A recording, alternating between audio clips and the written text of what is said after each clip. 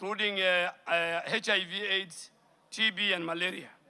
Over the last 23 years, Honorable Speaker, the government and the people of the United States, through the U.S. government health program, has provided close to $8 billion, equivalent to slightly over 1 trillion Kenya shillings, in support of the Kenyan health sector. This investment has significantly strengthened our national response to HIV, TB, malaria, maternal newborn, and global health security. The government of Kenya deeply appreciates this long-standing partnership and remains committed to ensuring that the gains made are sustained through the increased domestic investment, strengthened institutions, and successful implementation of the Kenya-US Health Cooperation Framework, which provides a pathway towards greater country ownership and sustainability of our health program. Honorable Speaker, the proposed Ebola treatment and isolation unit at Laikipia Air Base is part of the 23 similar units to be established in the country as part of our preparedness and response. This facility will jointly be run by the government of Kenya and the US government under the command of the Air Force Commander, the base commander, and the entire medical team of the Kenya Defense Forces, working together with the Ministry of Health. This proposed facility reaffirms Kenya's position as a medical hub in the East Africa region, with the capacity to offer specialized care for complex infectious diseases like Ebola. I must also inform the House that aspects of the matter relating to the alleged international health agreements and containment arrangements are now before court. Accordingly, and in keeping with the doctrine of sub judice and standing orders of this House, I will avoid discussing the merits of any active litigation. But I will, however, continue to provide this House with the government's public health position and preparedness status. Honorable Speaker, you also asked about the establishment and accessibility of the Ebola disease control and isolation centers. Honorable Speaker, the House asked whether Ebola disease control and isolation centers have been established in the country. And I want to say this. I hasten to add that there is a significant presence of Kenyans in the affected regions of both DRC and Uganda. Many Kenyans work in Uganda and do business both in Uganda and DRC. And two of our leading banks, KCB and Equity, employ Kenyans who live in that region. In addition, Kenya has approximately 450 specialized KDF officers and servicemen who are in DRC under the MONUSCO peacekeeping mission. Any of these Kenyans could be exposed and could require a quarantine and isolation facility back home in Kenya. The government has established undesignated isolation and treatment capacity as part of our national preparedness. These include, I said, our national referral facilities, our county designated sites, temporary holding areas for points of entry, county isolation facilities. These facilities are being progressively verified for quality, for safety, and for readiness. And I want to reiterate that all such facilities are established for the protection of the people of Kenya and all persons within the Kenyan borders. They are not only foreign facilities, they are not for foreign facilities, they are not exclusive facilities, they are not facilities reserved for any nationality, they are public health assets established and coordinated under the authority of the government of Kenya. In the event of a suspected case, the response will be guided by medical triage, exposure risk, clinical need, and public health protocols.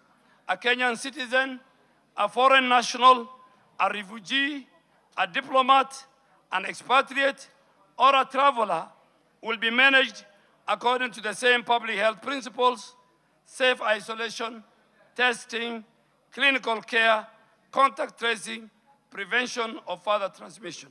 Our objective as government is to protect communities, to protect healthcare workers and the country. When a case is detected, the safest place to manage it is within a properly equipped isolation and treatment facility under the controlled conditions. Finally, Honorable Speaker, you have told me to give guidance on the public health guidance. Honorable Speaker, any person who develops fever, headache, vomiting, diarrhea after recent travel to the affected areas or one of their community members after contact with a suspected case should seek medical attention immediately and report through the 719 public health hotline. Honorable Speaker, our readiness assessment gaps and resource requirements are all provided in this document, and I think I have provided the agreements, the documents, but just to conclude, so that I take questions from members, Honorable Speaker and members, it's very important, you play a very important role in the public health protection of our country. Misinformation during disease outbreaks can cause panic, can cause stigma, can delay health seeking and resistance to public health measures. I therefore request members of this House to support the Ministry of Health by amplifying accurate information, encouraging early health seeking behavior, supporting screening at border points of entry, and urging the public to use the official 719 hotline. Honorable Speaker, I want to repeat for emphasis, Kenya has no confirmed case of Ebola virus disease. Our surveillance systems are active. Our laboratories are functional. Our points of entry are screening travelers. Our rapid response teams are on standby. Our health workers are being trained. Our isolation facilities are being verified and strengthened. And the government of Kenya remains fully in control of the preparedness and the response architecture.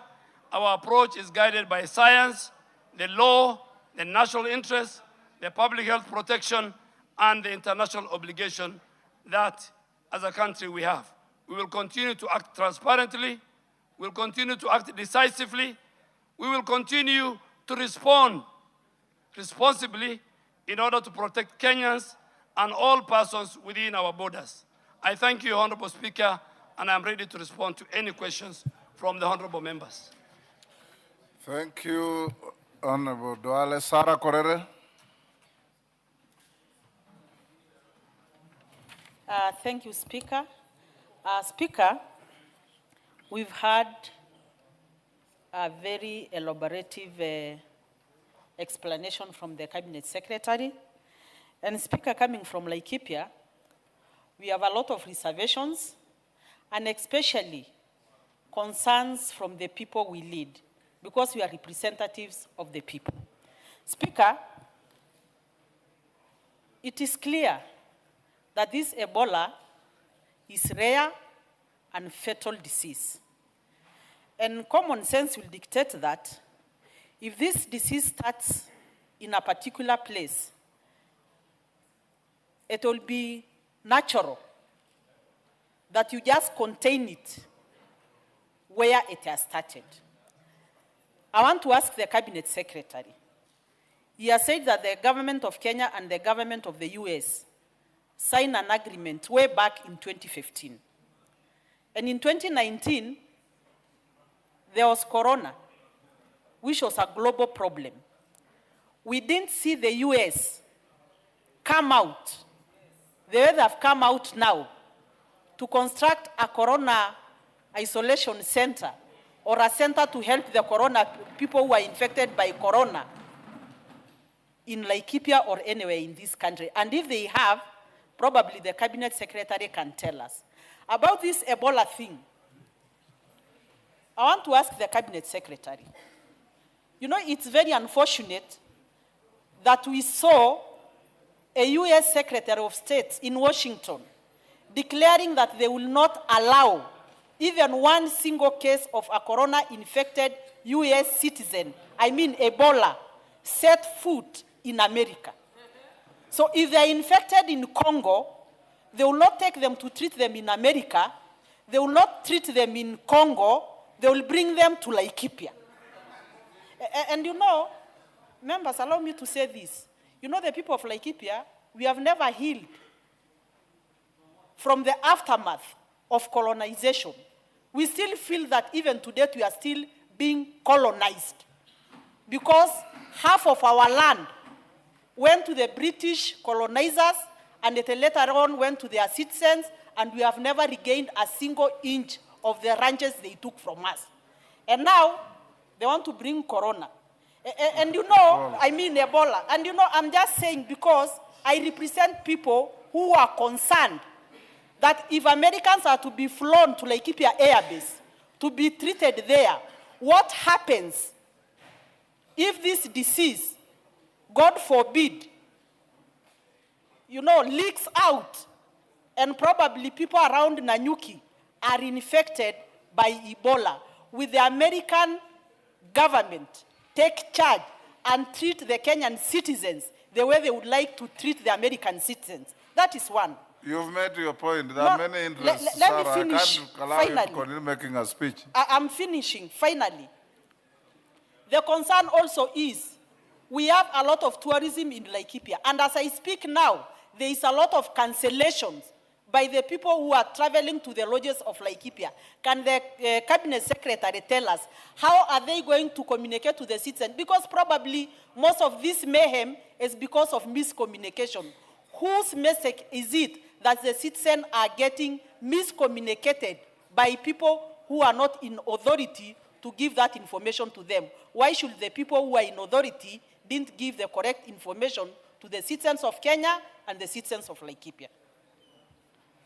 Thank you, Sarah.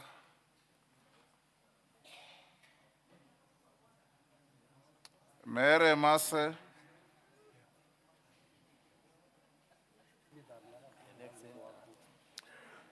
Avoid the temptation to make speeches. Ask questions.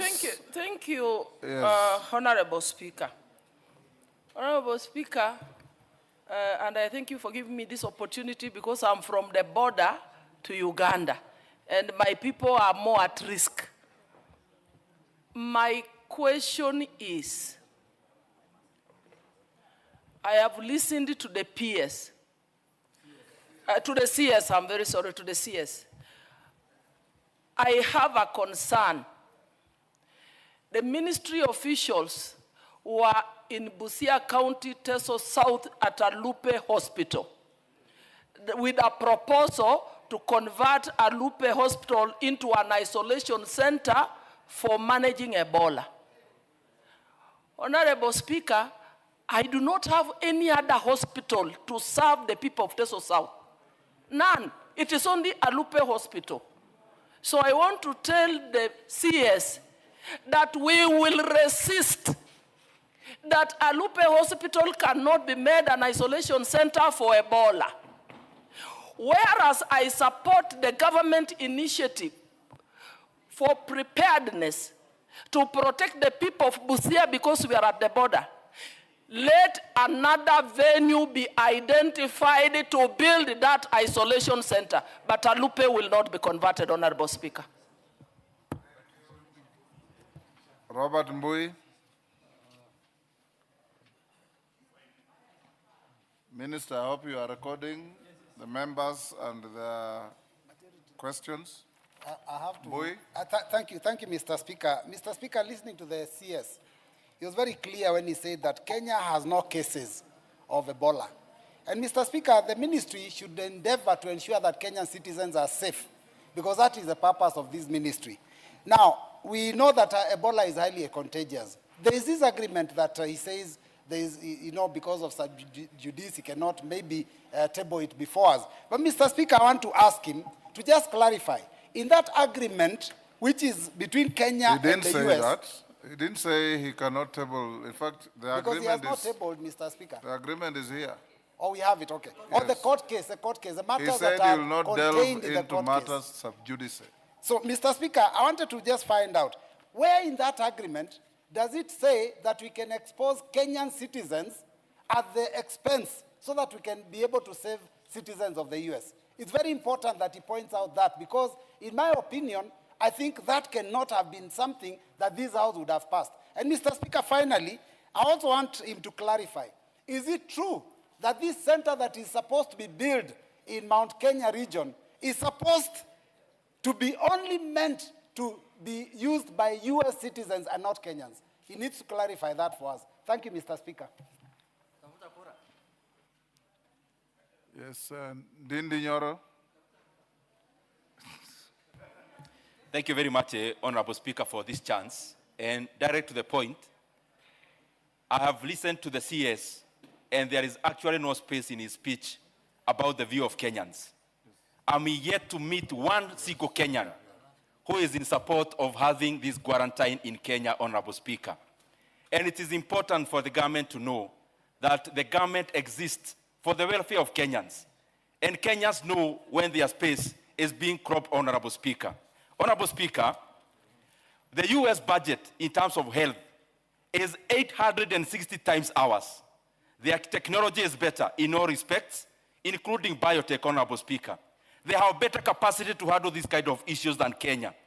Honorable Speaker, while the CS is here, I would request him.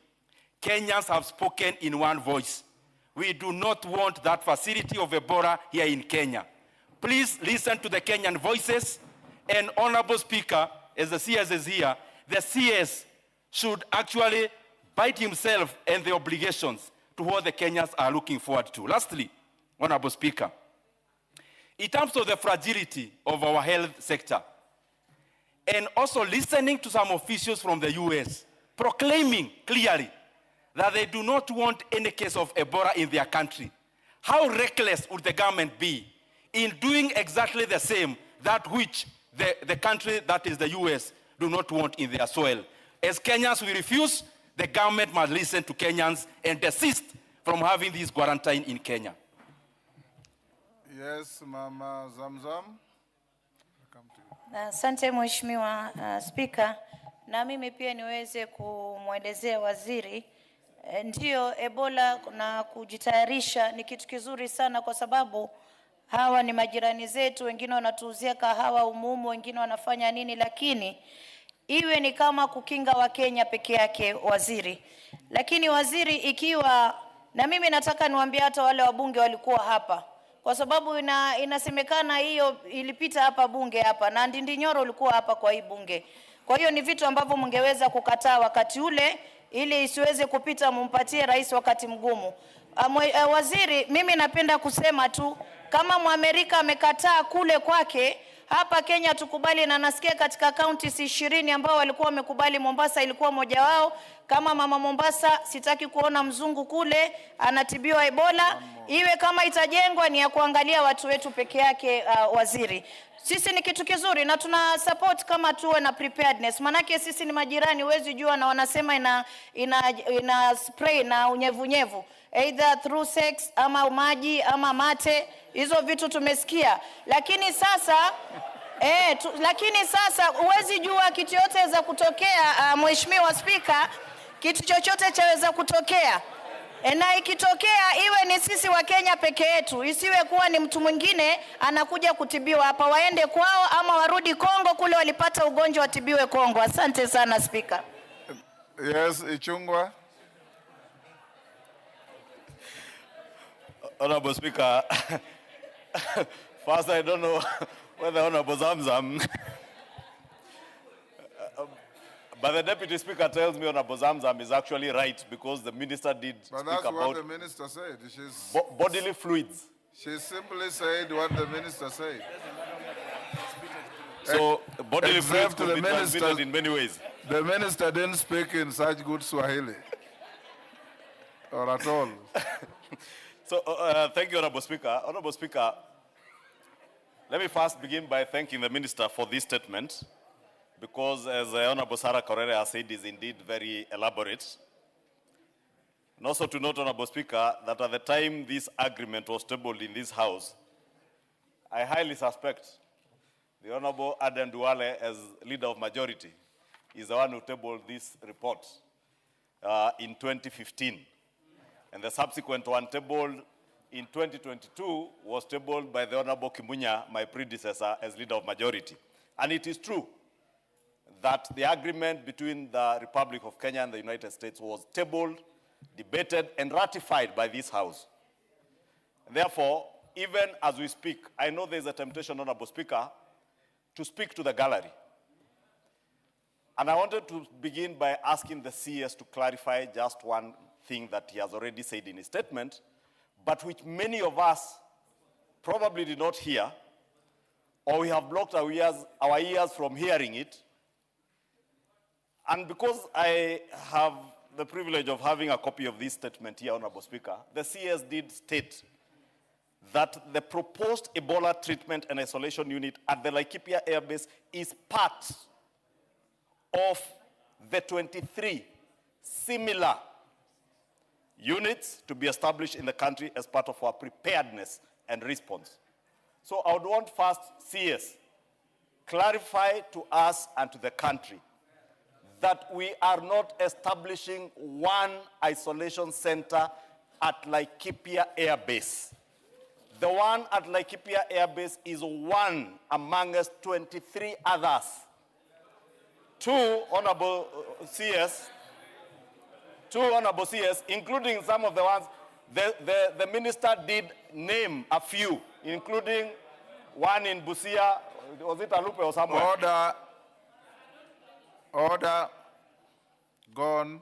Two, Honorable Speaker, I want the minister to clarify to us and to the country something again that he has said in this statement, that this isolation center is not being established for foreigners exclusively. The minister has said that we have 2 Kenyan banks with Kenyans, our sons and daughters working in the DRC, some in Uganda. We have 450 of our armed men, our armed officers, who have given their lives to protect our lives in this country and the region, our regional peace. Should any of those 450 of our officers, our sons and daughters in DRC, God forbid, catch the Ebola virus, where shall we take them? Do we take them to America? Do we leave them to die in the Congo forest? Or do we establish isolation centers as any responsible government and administration would do to make sure that should you, Honorable Speaker, this weekend, I traveled to Rwanda. Honorable Speaker, I traveled to Rwanda as a Kenyan. Yes, Millie, what is Any your point other of order? Kenyan would have traveled to Congo. Yes, Millie. Sorry, Mr. Speaker, I had to interrupt the majority leader, especially now that I'm in leadership of the broad-based. But I'm just wondering, is the honorable member in order to imply that the United States of America is irresponsible by not setting up their own facilities in America, because Kenya is responsible setting up one in Kenya? Are you in order implying that America is responsible by not setting up in their own country when they are a superpower and we are a minion power? Are you, even Honorable Buru is still looking for power and you are bringing, are you suggesting that America is irresponsible by any chance? Honorable Millie, are you saying that America is incapable of being irresponsible? Mr. Speaker, I am actually asking for clarification. I am not saying, yes. Mr. Speaker, I plead the 5th Amendment. I just want to know. From the- Okay. Honorable Speaker, in direct response to my sister, Honorable Millie, I am very well versed with our standing orders. I would never allude to the irresponsibility of a friendly nation on the floor of this House. I will not do that. But my point was, Honorable Speaker, back to my point, that as a responsible country, should we or should we not have isolation centers? Because this disease, we can't run away from the fact that it is there, and it is there in our neighborhood, in this region. Therefore, the question that I wanted the CS to clarify, Yes. and I'm saying this, Honorable Speaker, deliberately in a leading manner, so that the CS clarifies for us and for the nation, this isolation center, from what I read in his statement, you know, Honorable Speaker, the problem is that members don't listen, like the member for Aldai is making noise and distracting me. And that is why maybe we may have missed some of the issues the CS has said. Because my understanding, and that is the clarification I sought, was that this isolation center is for preparedness, even to cater for Kenyans who may catch the disease, whether it is a staff of KCB, Equity Bank, or one of our armed officers who are working in DRC. Should they catch the disease, for instance, the military, the natural thing would be if I was a commander-in-chief or the CDF, airlift anyone in an isolated manner to the airbase, to the isolation center there, to be treated there. But a truck driver, Honorable Speaker, who catches the disease in DRC, in Goma, and probably is detected at the Busia border. Is there a facility at the Busia border? Because I have read about the laboratory testing there.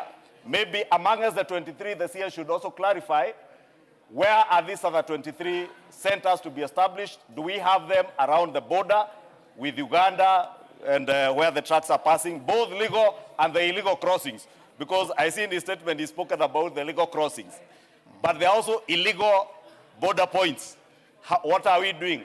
Lastly, CS, on your preparedness, you have spoken about the contact tracing. We're at about 100%, 87% on laboratory readiness, rapid response teams at 90%, infection prevention and control at 56%.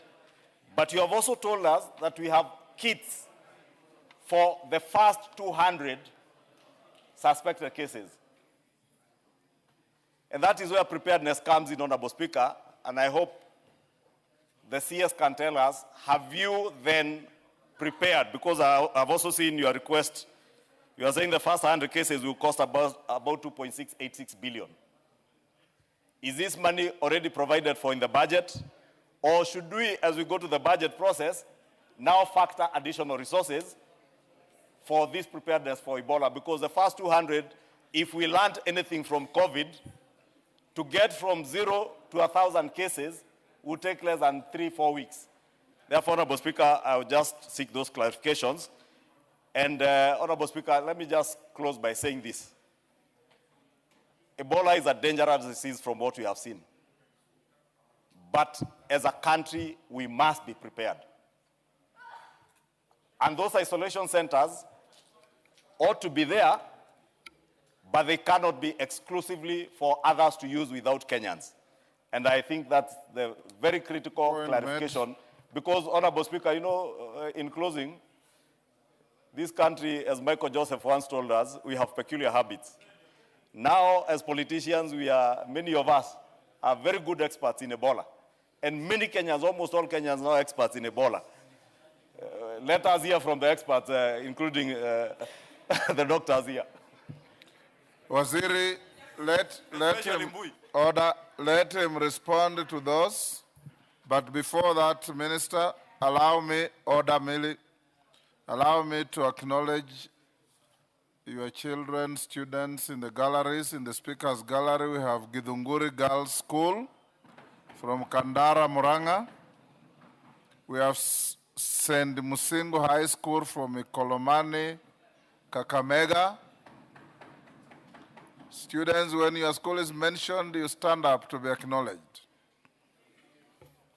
In the public gallery, we have Kapsimbeyo School from Kuresoi South, Nakuru. USIU Africa, I believe there are students from Roysambu, Nairobi. Masjid Al Amen Academy from Starehe, Nairobi. Gijiwe Methodist Fellowship from South Imenti, Meru. And Githurai Mixed School, Ruiru, Kiambu. On my behalf and on behalf of the House, we welcome the students, their teachers, and those accompanying them to Parliament. Minister, you can proceed to respond. Thereafter, we'll take another round, which will be the last one. Thank you, Mr. Speaker. Mr. Speaker, I am ready to answer the valid questions by our honorable members, my colleagues. But Honorable Speaker, we are dealing with a very abnormal situation. And I want the House to look at the Public Health Act, Section 35 and Section 36. That mandates the Ministry of Health to take all the necessary action to protect and safeguard the safety of our citizens, our visitors, and all those who live within the borders of our country from any of the infectious diseases. To my sister, Honorable Sarah Korere, but before even Honorable Speaker answer that question, first I think for information, we have 12 counties which are very high risk. These counties are Nairobi, Mombasa, Uasin Gishu, Busia, Kisumu, Bungoma, Trans Nzoia, West Pokot, Turkana, Homa Bay, and Migori. And this is because of the air, the road, transport, and the northern corridor. Then we have got high risk. The first one was very high risk. The high risk counties are 13. These are Vihiga, Kakamega, Nakuru, Kericho, Nandi, Kiambu, Machakos, Makueni, Kilifi, Taita Taveta, Isiolo, Elgeyo Marakwet, and Garissa.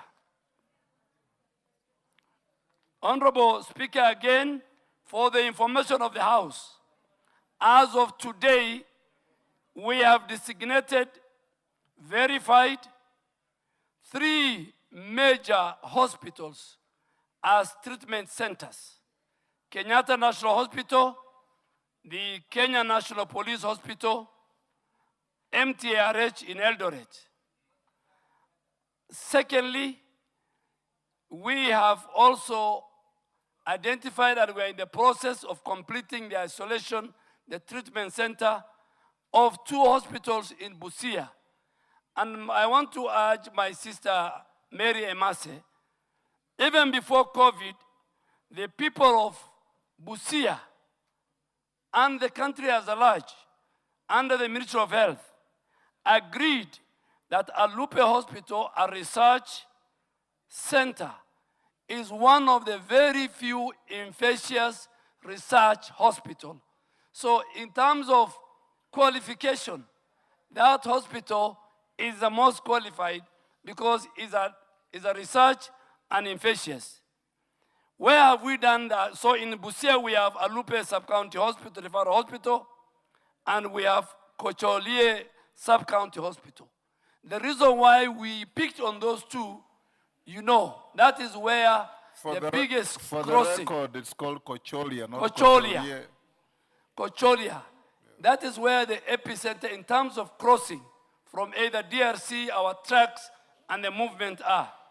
But we are doing assessment of these sites in the following counties. And Honorable Speaker, under the Public Health Act, we don't need to do public participation. We are not going to consult citizens. Even members of parliament here, when they fall sick, they rush to their doctor to make sure they get the best treatment. So this epidemic does not require any consultation. Tomorrow, God forbid, if Ebola is found in this country, this house will call me back here to this chair to ask me why are Kenyans dying. So before Kenyans die, before Kenyans are infected, we as a government have a moral, constitutional responsibility to protect both Kenyans and other people who are non-Kenyans who live within our border or who transit within our country.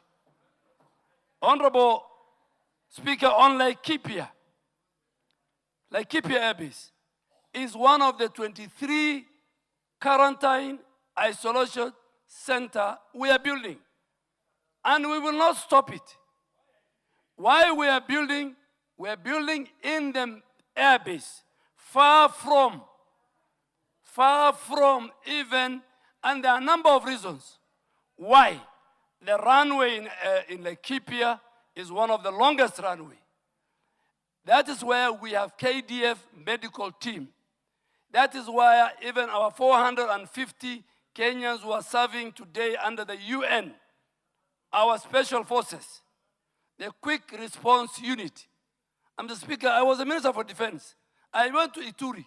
I know all those areas. Those who have gone to Lumumbashi.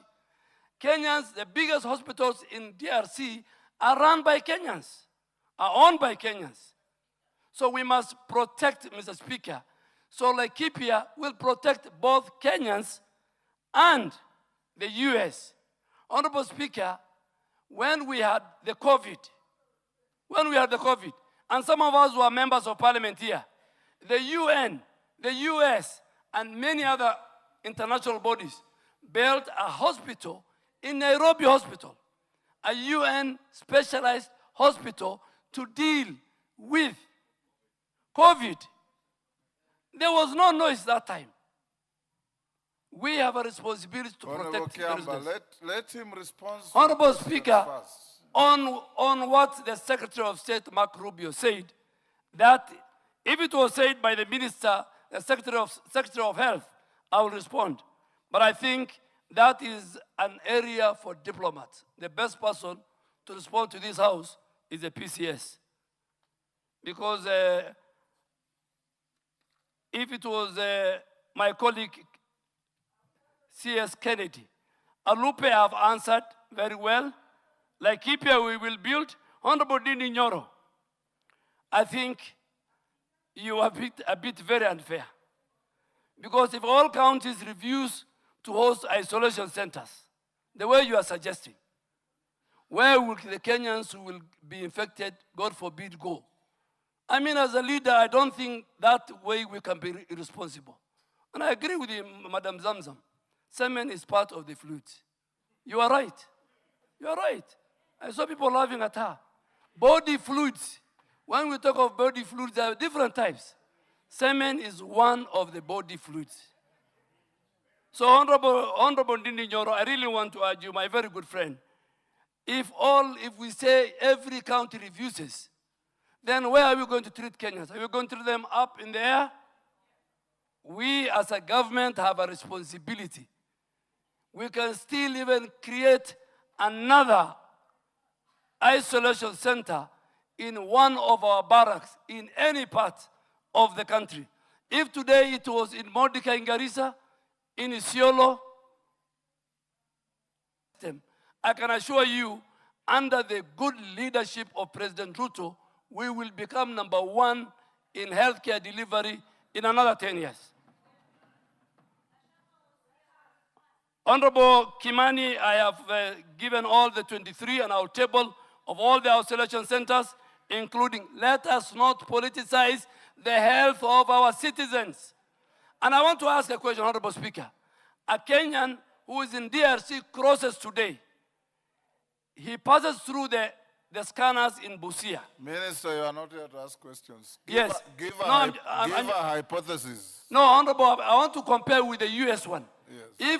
If a Kenyan crosses and then the scanners don't detect as having Ebola, the incubation period for this disease is 3 weeks.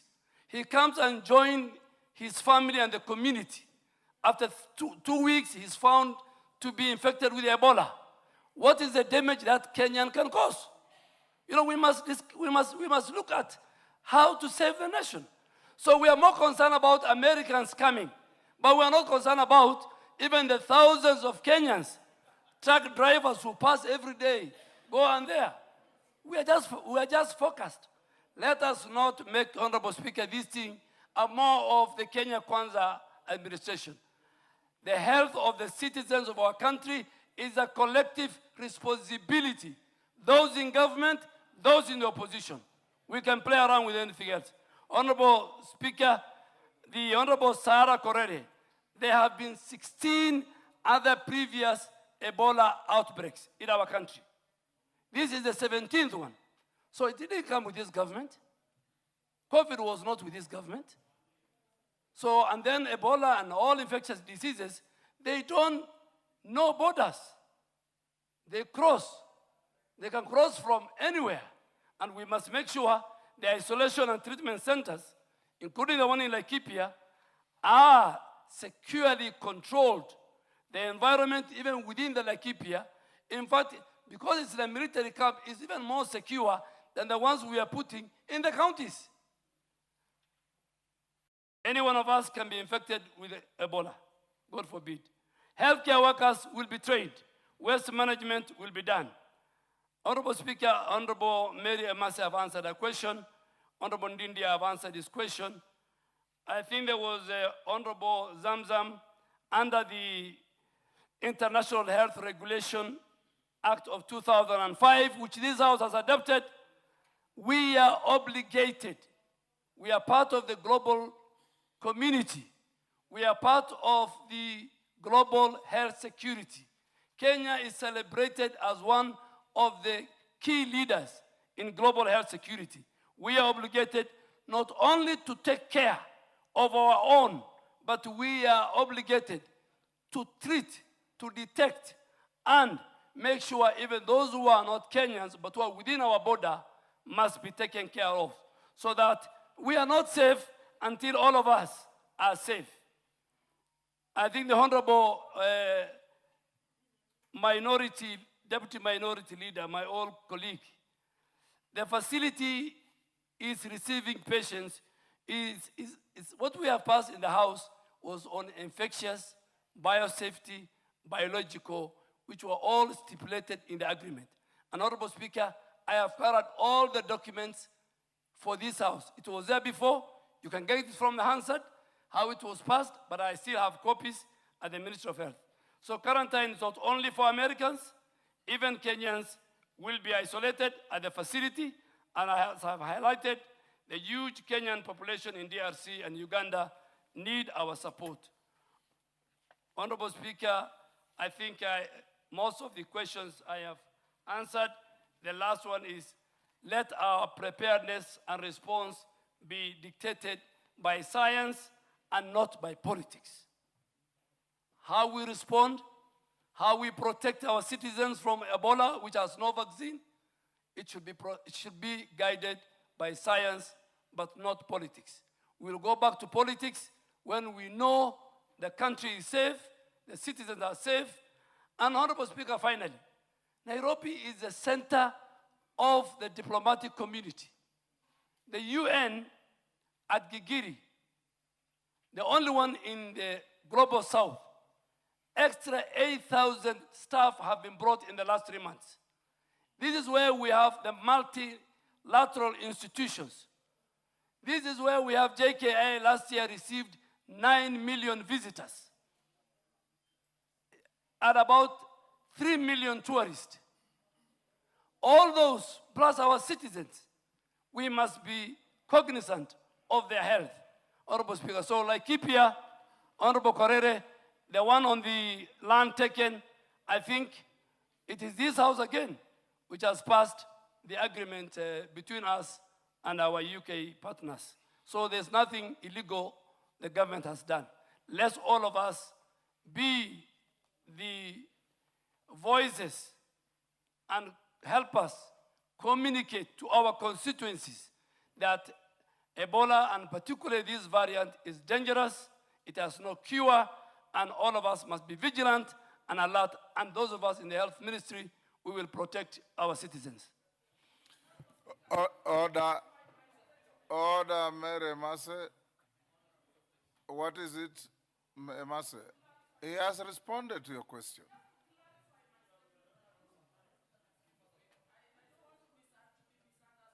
What is it you want to clarify? You want to May I have recount the what mic? you Thank said? you, Honorable Speaker. Honorable Speaker, I do not want to be misunderstood. In Teso South sub-county, I have 2 sub-counties. The only hospital I have offering the normal medical services to the community You said that is already. Alupe. Honorable Speaker, my position and the position of the people I represent is that there is enough land in Alupe. Let the ministry build an isolation center for quarantine purposes, Away but from the away current from the hospital, Point but made. not to take the hospital for that purpose. That is Point what made. we are objecting. Point made. You have made your point, Mary, and you and the minister are saying the same thing.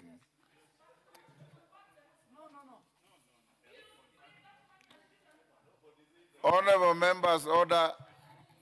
Honorable members, the time I allocated has been overshot.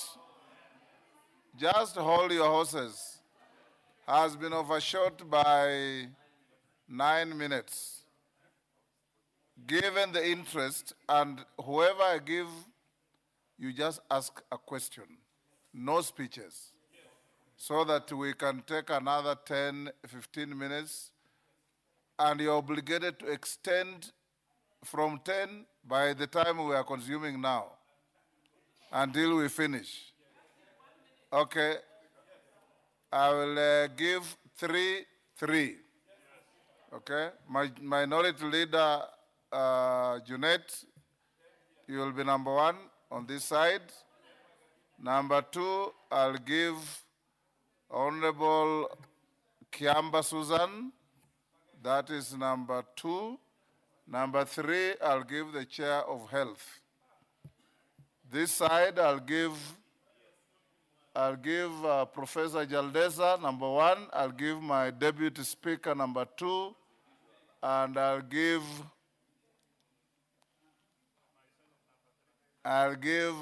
Madenge, number 3. I've already given members of your committee. So let's start with number 1 in quick succession. Junet, I'll come to you. After Junet, Kiamba, after Kiamba, Nyikal, in that quick succession. Mr. Speaker, thank you very much for giving. Mr. Speaker, I want to ask this. But having noticed that, Mr. Speaker, there is a ratified document by this House. Mr. Speaker, members should take very serious when the Speaker is putting a question. Of as many of that opinion say, you just say, you don't know you're ratifying something that is going to bring a disease. So be careful next time. Next time, be careful, please. But Mr. Speaker, my question is, I have condensed this thing into 2 aspects, Mr. Speaker, and I want the Minister to clarify. What Kenyans are grappling with, Mr. Speaker, is how does the government intend to safeguard Kenyan sovereignty and decision-making authority? Just explain to the House how you have safeguarded your sovereignty and your decision-making.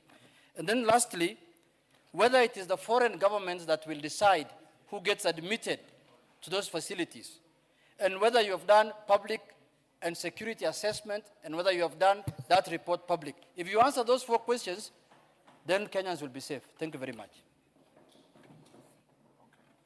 Next, Kiamba. Thank you, Honorable Speaker. I think my first one was point of order.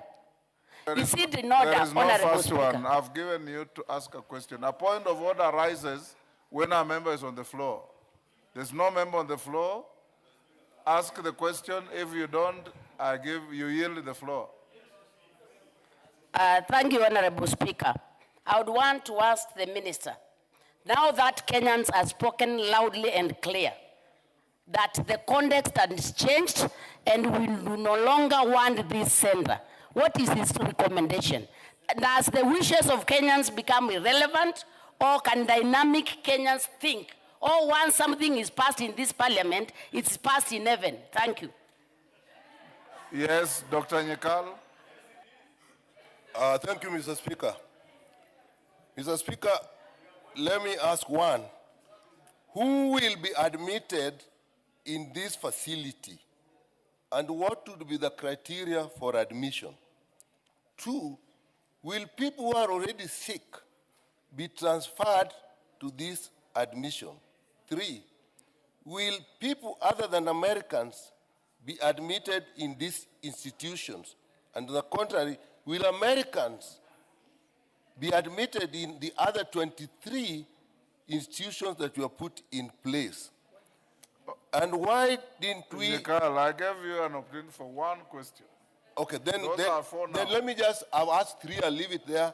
But let me make a comment about the agreement, because I know the agreement, I remember the discussion, and I've had time to look at it. The agreement is a general agreement, Mr. Speaker. It is not just Ebola, it is other diseases, it is nuclear materials as well. And in every point in the agreement, it says with mutual agreement. At every point in that agreement, it says with mutual agreement. So, Mr. Speaker, I only wanted to make those 2 points. What is the point of order, Carolo Monde? What's your point of order? Honorable Speaker, is it in order for the chair of the Health Committee to mislead the House and the nation that in those 2 agreements, which I have here and which I have read, there's a clause that provides for the establishment of an isolation and treatment center in case of any outbreak of Ebola or any other disease? There's none. I can read them out He for never you. If said it is, that. show us, tell us the article. Order, Honorable Carolo Monde. Order. Mr. Speaker, I said... Dr. Nyekal, I heard you clearly. Take your seat. Take your seat. Carolo Monde just wanted an entry to make an inflammatory statement. Yes. You never said that. Jaldeza? Jaldeza? Here, thank you. Order, Carolo Monde. Nyekal never said what you are saying. I'm closer to him. And I listen to all of you. Thank you, Mr. Speaker. Thank you, Mr. Speaker. I want to tell the House that Kenya is lucky to be having the leading and the best researchers in this region. Kenya has been taking leadership in leprosy research at Alupe, which was an isolation center. Mr. Speaker, when HIV started, HIV patients were actually isolated until people learned that it's not such contagious disease. And it was based at Cambridge, and it has done very well. And the research work which was done and the researchers were left behind for the country. Mr. Speaker, last COVID was such a threatening disease that we were actually trying to look for beds for patients who have COVID. And people are going to all sorts of funny places, including some hospitals in Kibera, and it saved people's lives. But the good thing, the Nairobi Hospital East Wing, was left behind for the hospital and for the country. What is the point of order? Oh. Mr. Speaker, Point of order. Let's hear him.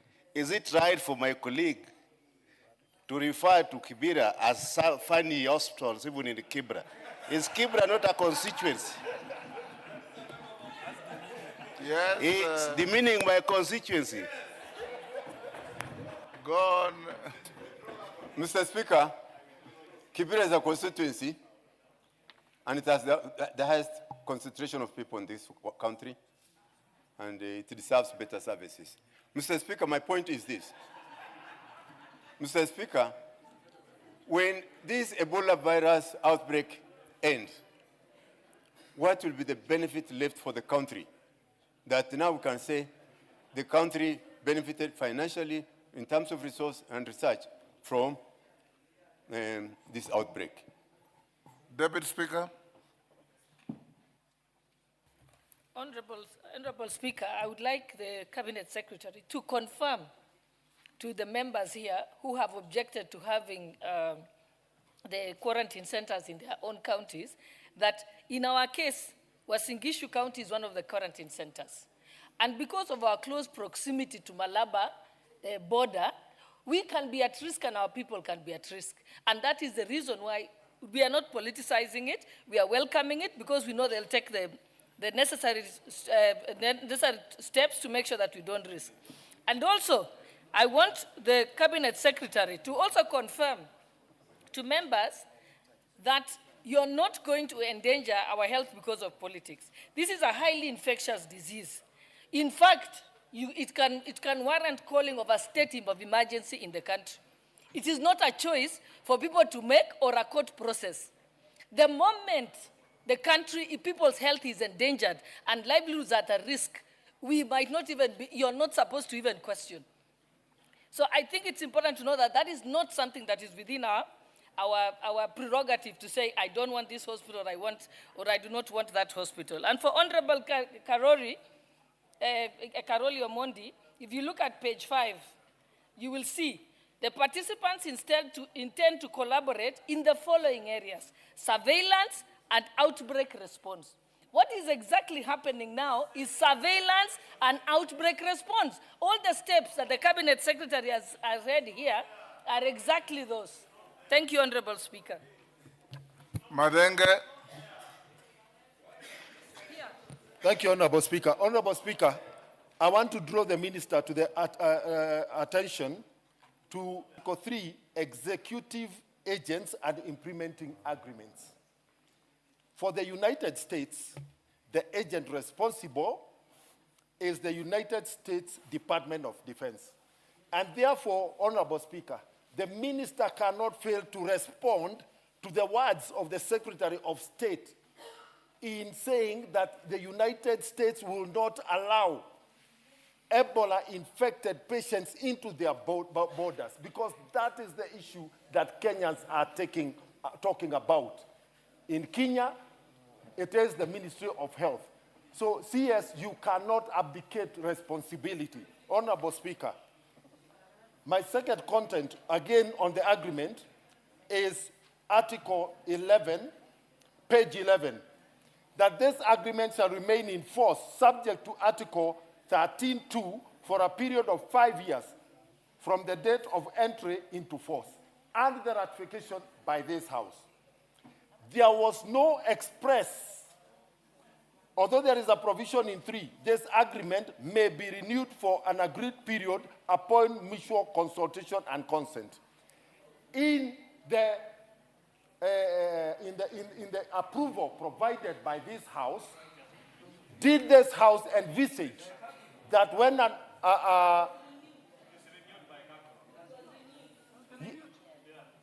I am talking about the approval by the House. The approval by the House.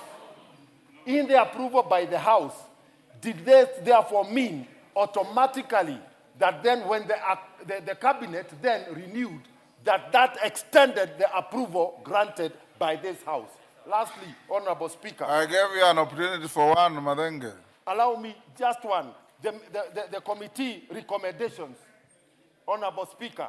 Number 5, the implementing review committee be constituted and should develop a mechanism for reporting back to Parliament on the status of the implementation of this agreement. How many reports, Honorable Speaker, have been brought to this House on the implementation? Minister, before you answer, let me give the minority whip, Millie.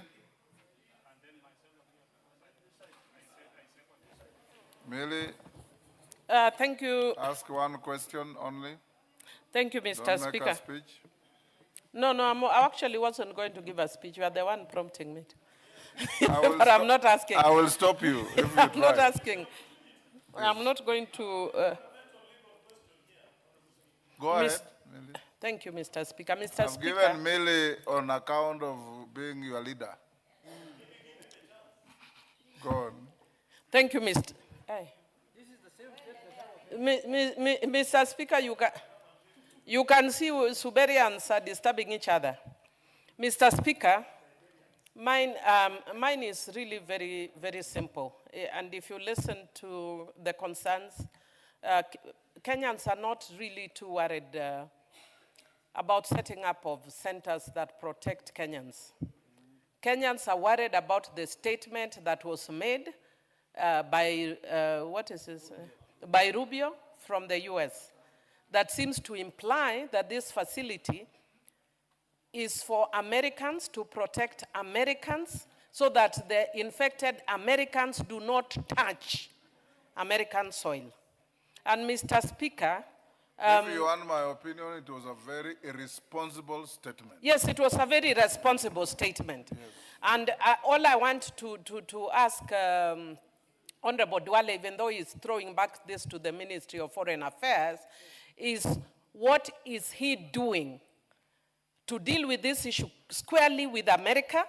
We have seen our counterparts in West Africa when they're being bullied by the French, that they take a firm position and say no. So what are you doing to tell America that they are a friendly nation and we are friends to them, but we cannot allow a situation that compromises our own nationals to maintain that friendship?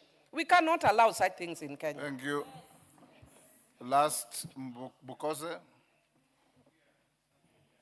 Thank you, Honorable Speaker. Honorable Speaker, I want to confirm that when the report was tabled in 2016 by the Committee of Health, I seconded that report, and the chair was Honorable Nyamai. What I wanted to ask the Cabinet Secretary, what I wanted to ask the Cabinet Secretary, why are you laughing? No, it was Honorable Nyamai. If it's a statement of fact, it remains a statement of fact. It's a statement of fact. Yes. Honorable Nyikal was a member of the committee.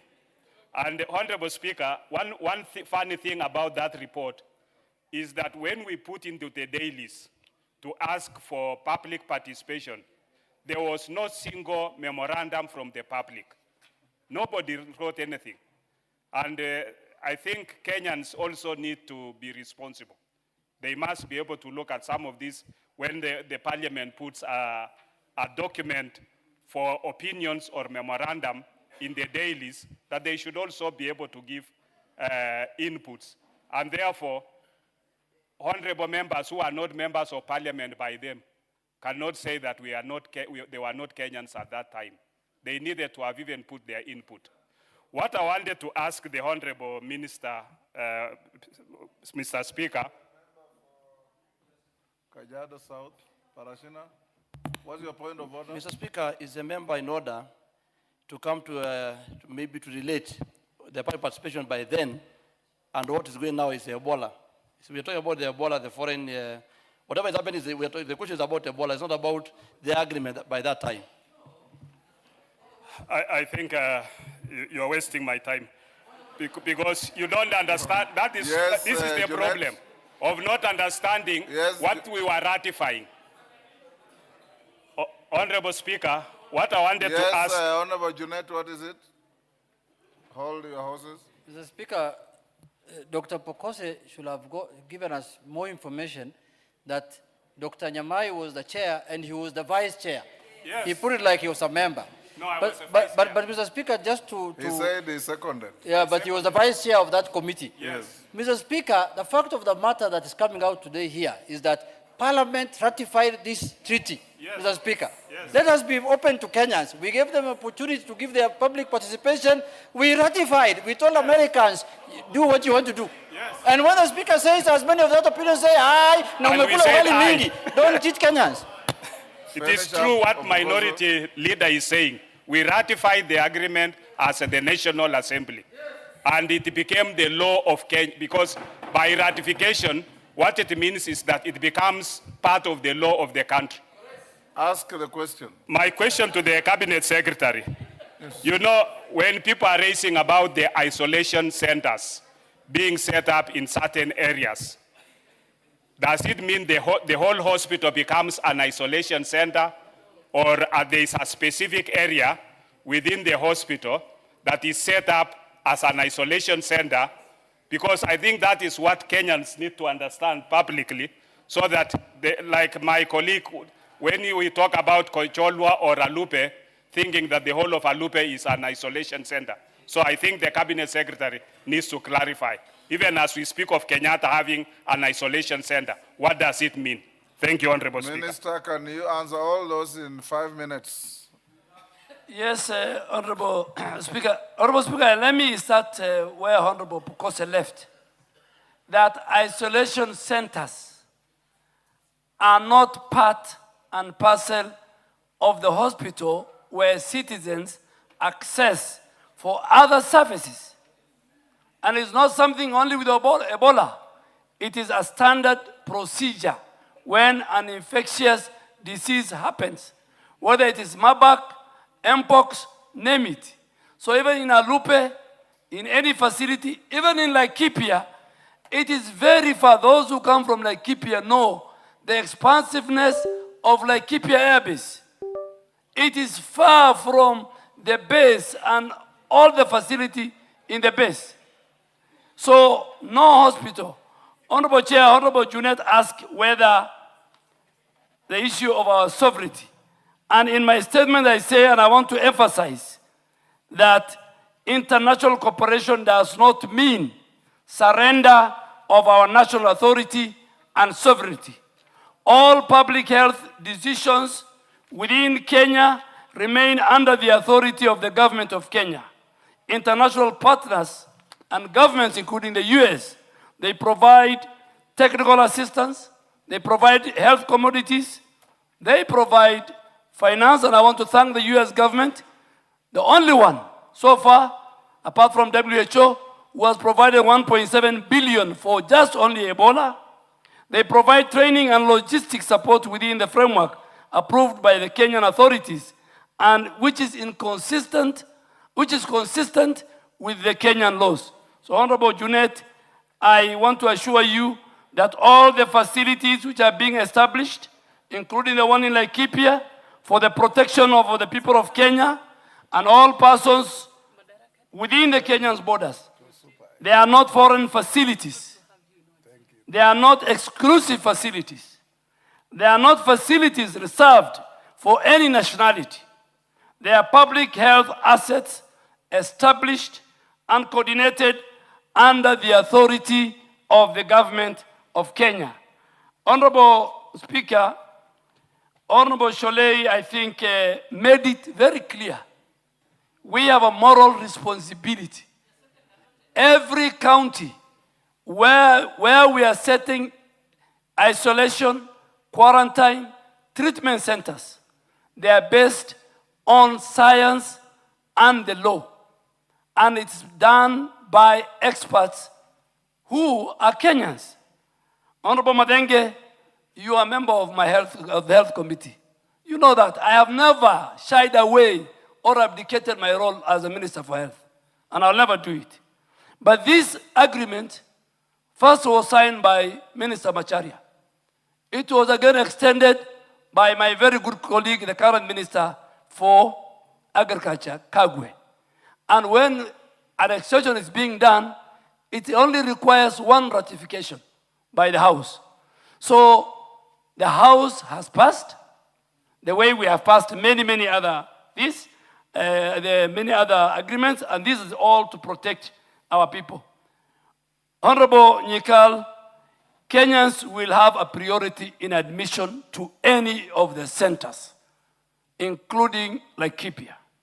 And we should not be very much preoccupied just one center. I don't know what is so fast about Laikipia. We have 23 centers. Even in my own backyard in Garissa, it's one of the counties. Tomorrow, if we agree to put it, and we're going to put it, the people of Garissa will be saved. So we have 23 centers, Laikipia included. And Kenya is one, and let us promote one Kenya, one health, and we protect Kenyans regardless of where they come from, regardless of their counties. We need the isolation quarantine centers, Honorable Speaker, first and fundamentally, morally and constitutionally, to protect our citizens, Kenyans. again also to protect other people who live or who come through our country. But for our partners who have signed the agreement, they can access these centers. Americans can access any of the centers.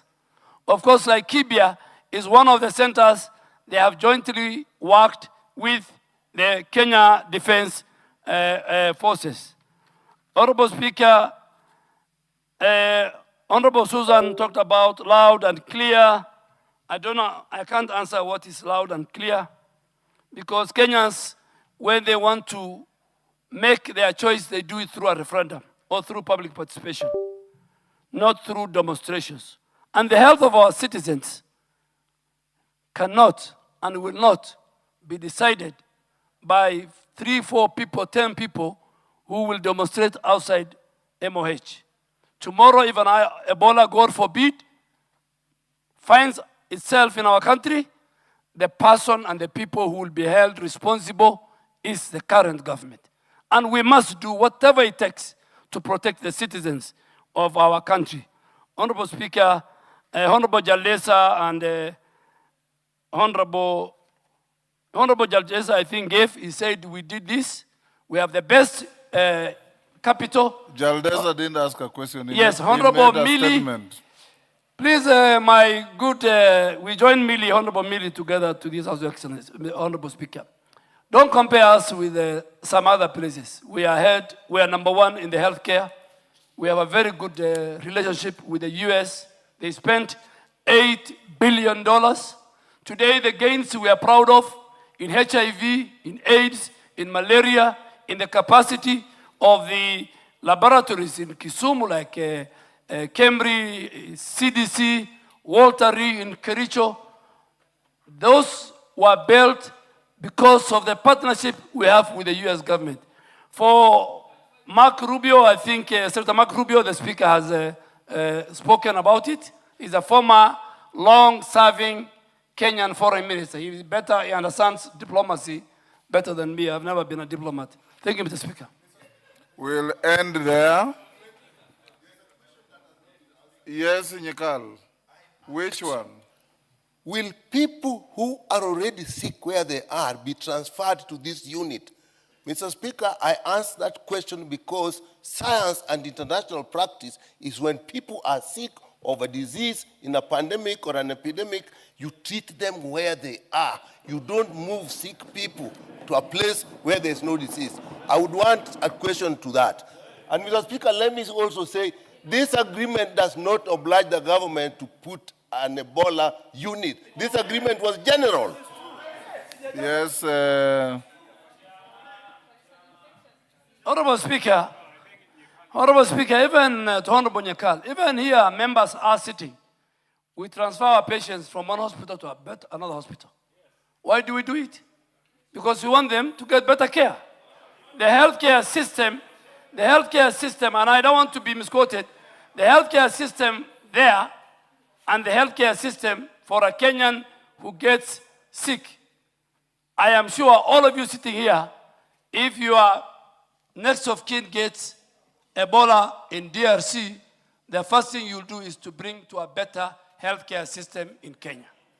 Honorable Speaker, and I don't want to talk about hypotheses. As of today, there's no Ebola outbreak. So don't take me to a situation where I discuss about people who are infected with Ebola. When that comes, then the House can call me back and ask me that question. That, are you bringing in people who have Ebola? As of today, there's no Ebola patient in Kenya. When that time comes, I am around, the House can call me back. And there, honorable members, we'll now go back to order number 8. It is now 4, you'll call it. Well, it's now 4:23. This second allotted day will end at 7:23. And the next allotted day will end at 10:23:25. Call out the next order. Minister, you are released to go back to your office. Order number 8, motion, consideration of the budget estimates for the financial year 2026-2027, general debate, second allotted day.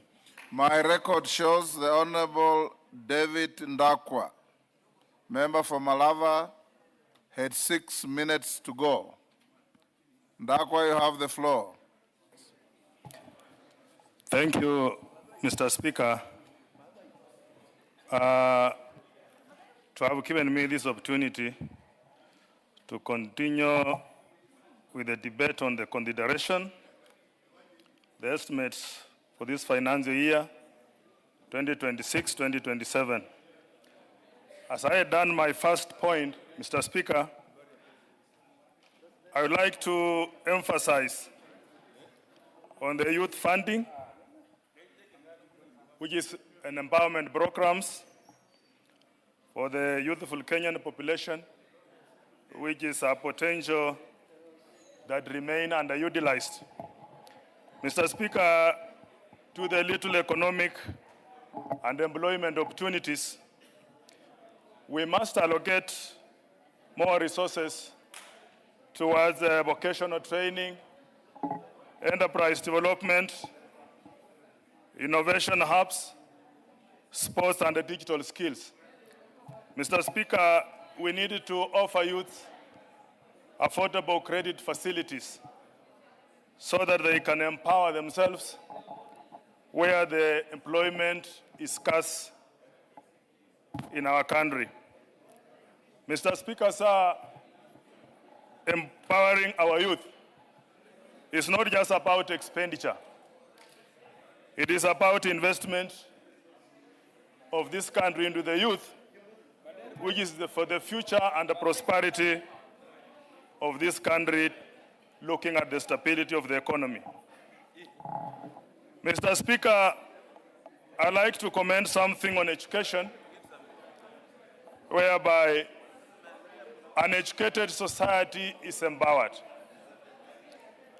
An empowered society, Mr. Speaker, in the nature that we strongly advocate and enhance the funding of this education sector. Mr. Speaker, sir, education remains an equalizer to our standard of life, and most effectively is a tool in fighting poverty and also creating job opportunities. Looking at this budget, Mr. Speaker, we look at the allocation and find that it has been given a substantial amount of 789 billion towards education. Mr. Speaker, sir, this is a good gesture on infrastructure development. Mr. Speaker, sir, on the recruitment of teachers, whereby we need to have GSSC teachers to be confirmed because they are serving on contract. Mr. Speaker, sir, we are looking at the allocation of bursary, whereby the needy students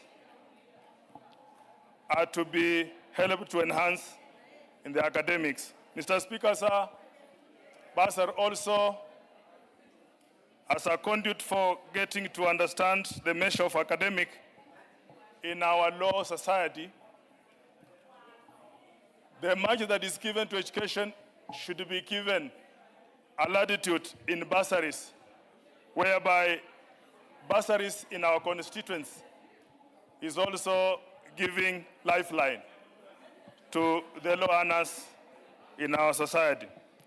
Mr. Speaker, sir, we need digital learnings to be enhanced, and also some improvement in learning environments, not just in local areas, but also in urban areas. A denied child to access education is a disservice, because for equity in understanding what education is all about, to acquire knowledge, Mr. Speaker, we need quality education and we need financial constraint. Mr. Speaker, sir, looking at this budget on healthcare, healthcare has been given an allotment, Mr. Speaker, that I find to be well depending on the primary health care, Mr. Speaker. An improved access to health care, Mr. Speaker, it can keep some good survey in equipped hospitals, whereby health centers, like where I come from, Kamchisu dispensary, has got its alignment to understand and be given a leeway to make sure that we are accessing health facilities with no difficulties. Unemployment given to our medical practitioners, Mr. Speaker, sir, where they are not motivated, you will find that their working condition is very poor, which is leading to demoralization. Mr. Speaker, sir, we need to strengthen universal health care because most of our vulnerable in the society are the one getting pressure to tip into their pocket for them to get treatment. Mr. Speaker, sir, we have been talking about Ebola.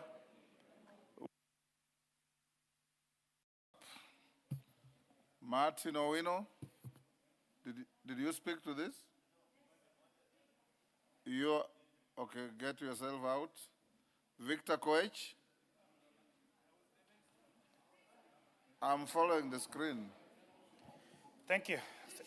Thank you so much, Honorable Speaker, for the opportunity as well to contribute to the motion that is before this House on the consideration of budget for the financial year 26-27, Honorable Speaker.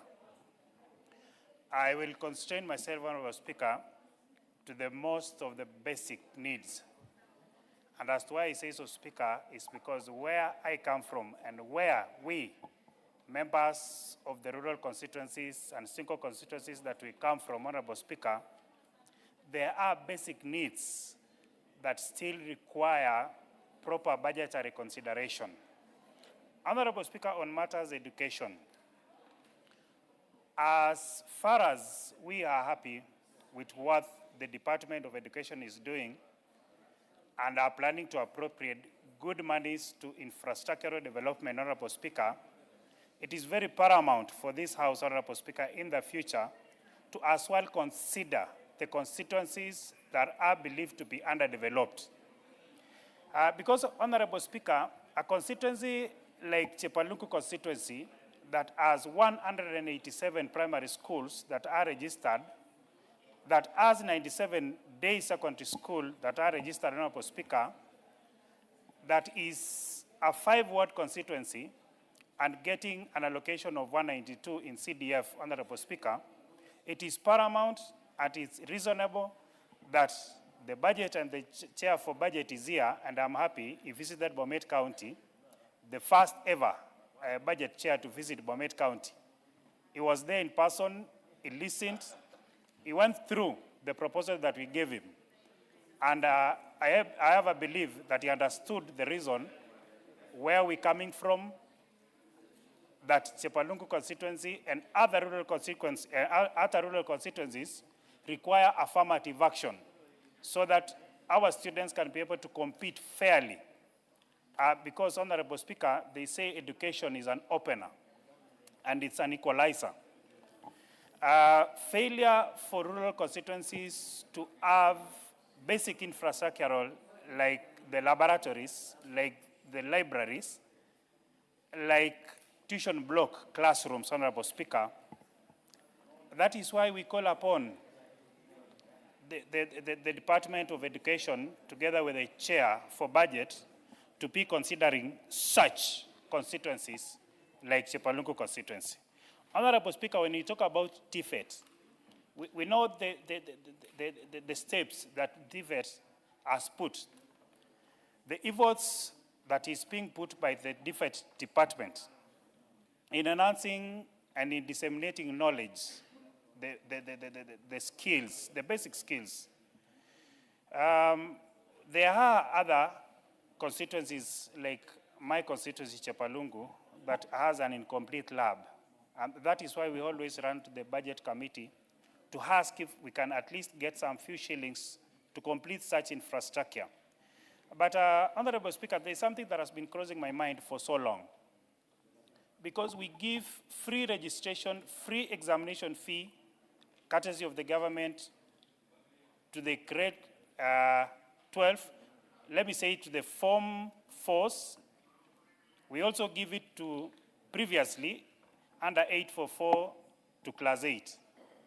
When it goes to the tertiary level, and I'm specific to TVETs, Honorable Speaker, a student or a learner who wishes to sit for exam is being asked to pay to a tune of 12,600.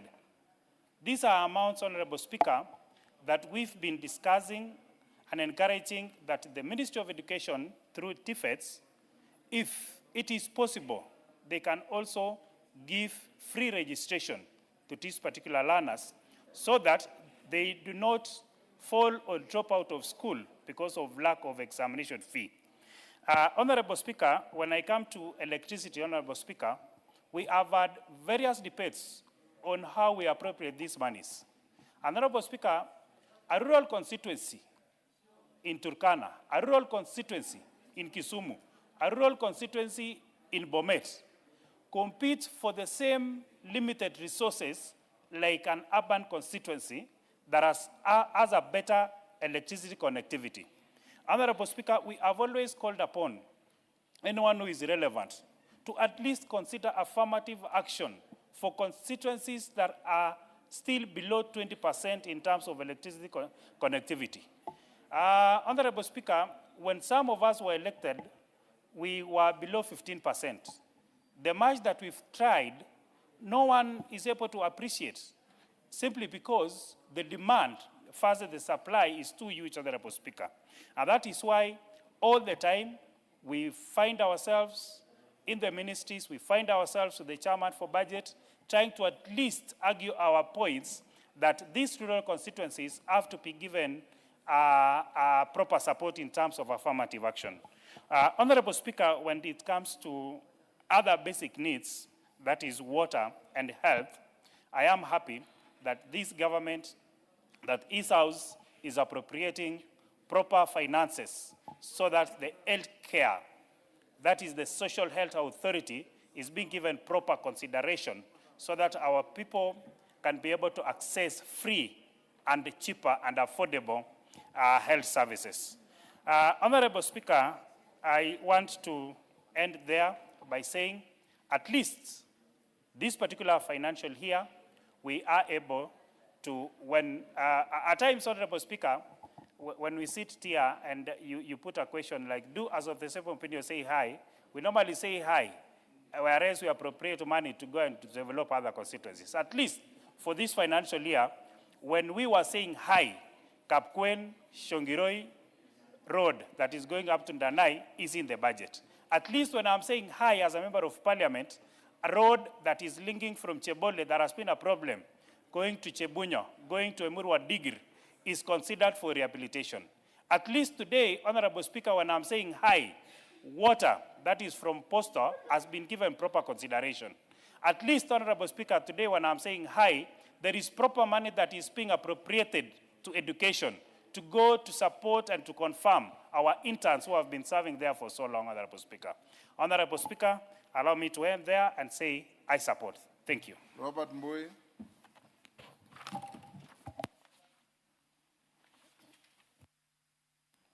Yeah, thank you, Mr. Speaker, for this opportunity to also make my contribution on the budget of this financial year. Mr. Speaker, first and foremost, I just want to demystify this issue of budget because many times Kenyans will be glued on their screens looking at what is happening here and looking at the budget like it's a very major issue. But budgets are very basic, Mr. Speaker, because the budget just deals with the expenditures, and it's the same, personal expenditures also are budgeted, family expenditures are budgeted, expenditures of organizations, businesses are also budgeted. So it's the same thing that the government does. And Mr. Speaker, there are certain basic things or basic principles that all budgets must adhere to, and that's what any budget has to have. And Mr. Speaker, those are the things I want to talk about and point out where I feel that this budget has succeeded and maybe also failed. Mr. Speaker, the first thing is that we are spending a lot of our money dealing with the issue of public debt. And Mr. Speaker, it is quite unfortunate because it is many times leaders have spoken about public debt, not just this regime, even the previous one.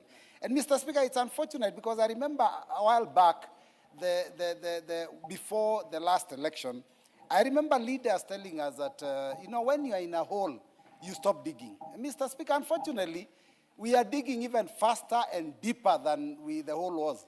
In fact, right now, we have submerged ourselves. We are invisible, Mr. Speaker, because we are completely in the hole. I don't even know how we are going to get out of this hole. The kind of percentage of the money that is allocated to this country that goes into paying debt is just too much. It's astronomical. And, Mr. Speaker, we must find a way to reduce this. But, Mr. Speaker, there is also the matter, Mr. Speaker, of pending bills. Mr. Speaker, we have an issue. A lot of Kenyans have invested in doing business with the government. And it's not just even at the national level, even at the county level. And they are owed so much money, in excess of 60 billion. Mr. Speaker, I ask myself, that money, if it was released to go back into circulation, obviously that's how the economy grows, because then we have money that is being spent, and therefore we can be able to grow our economy even faster. But, Mr. Speaker, the money is tied. People have done business, they have not been paid. People have committed suicide. People have, it is so unfortunate. And, Mr. Speaker, what surprises me is that almost every year, we always insist that, we'll set aside some money and make sure that we sort out the issue of pending bills. How many times are we going to have our grandchildren come to this house and continue that discussion? We must reach a point and bite the bullet and say we must sort out this thing once and for all.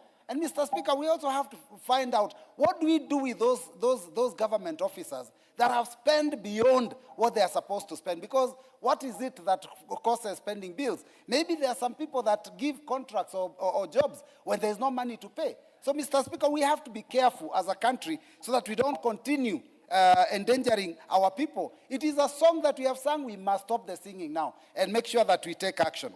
Mr. Speaker, there is also the issue of prioritization. How do we prioritize our expenditure? Mr. Speaker, sometimes I look at the budget and, you find that there are certain areas, because even in your own personal budget, you will prioritize. You will look at those expenditures that you must, like you must pay for your rent, you must pay for your children's fees, you must buy food. Those are a must. Those are recurrent expenditures that you must do. Then you will, whatever remains, then you can endeavor in doing some kind of development. You cannot start building a house when you don't even have money to pay for children's food.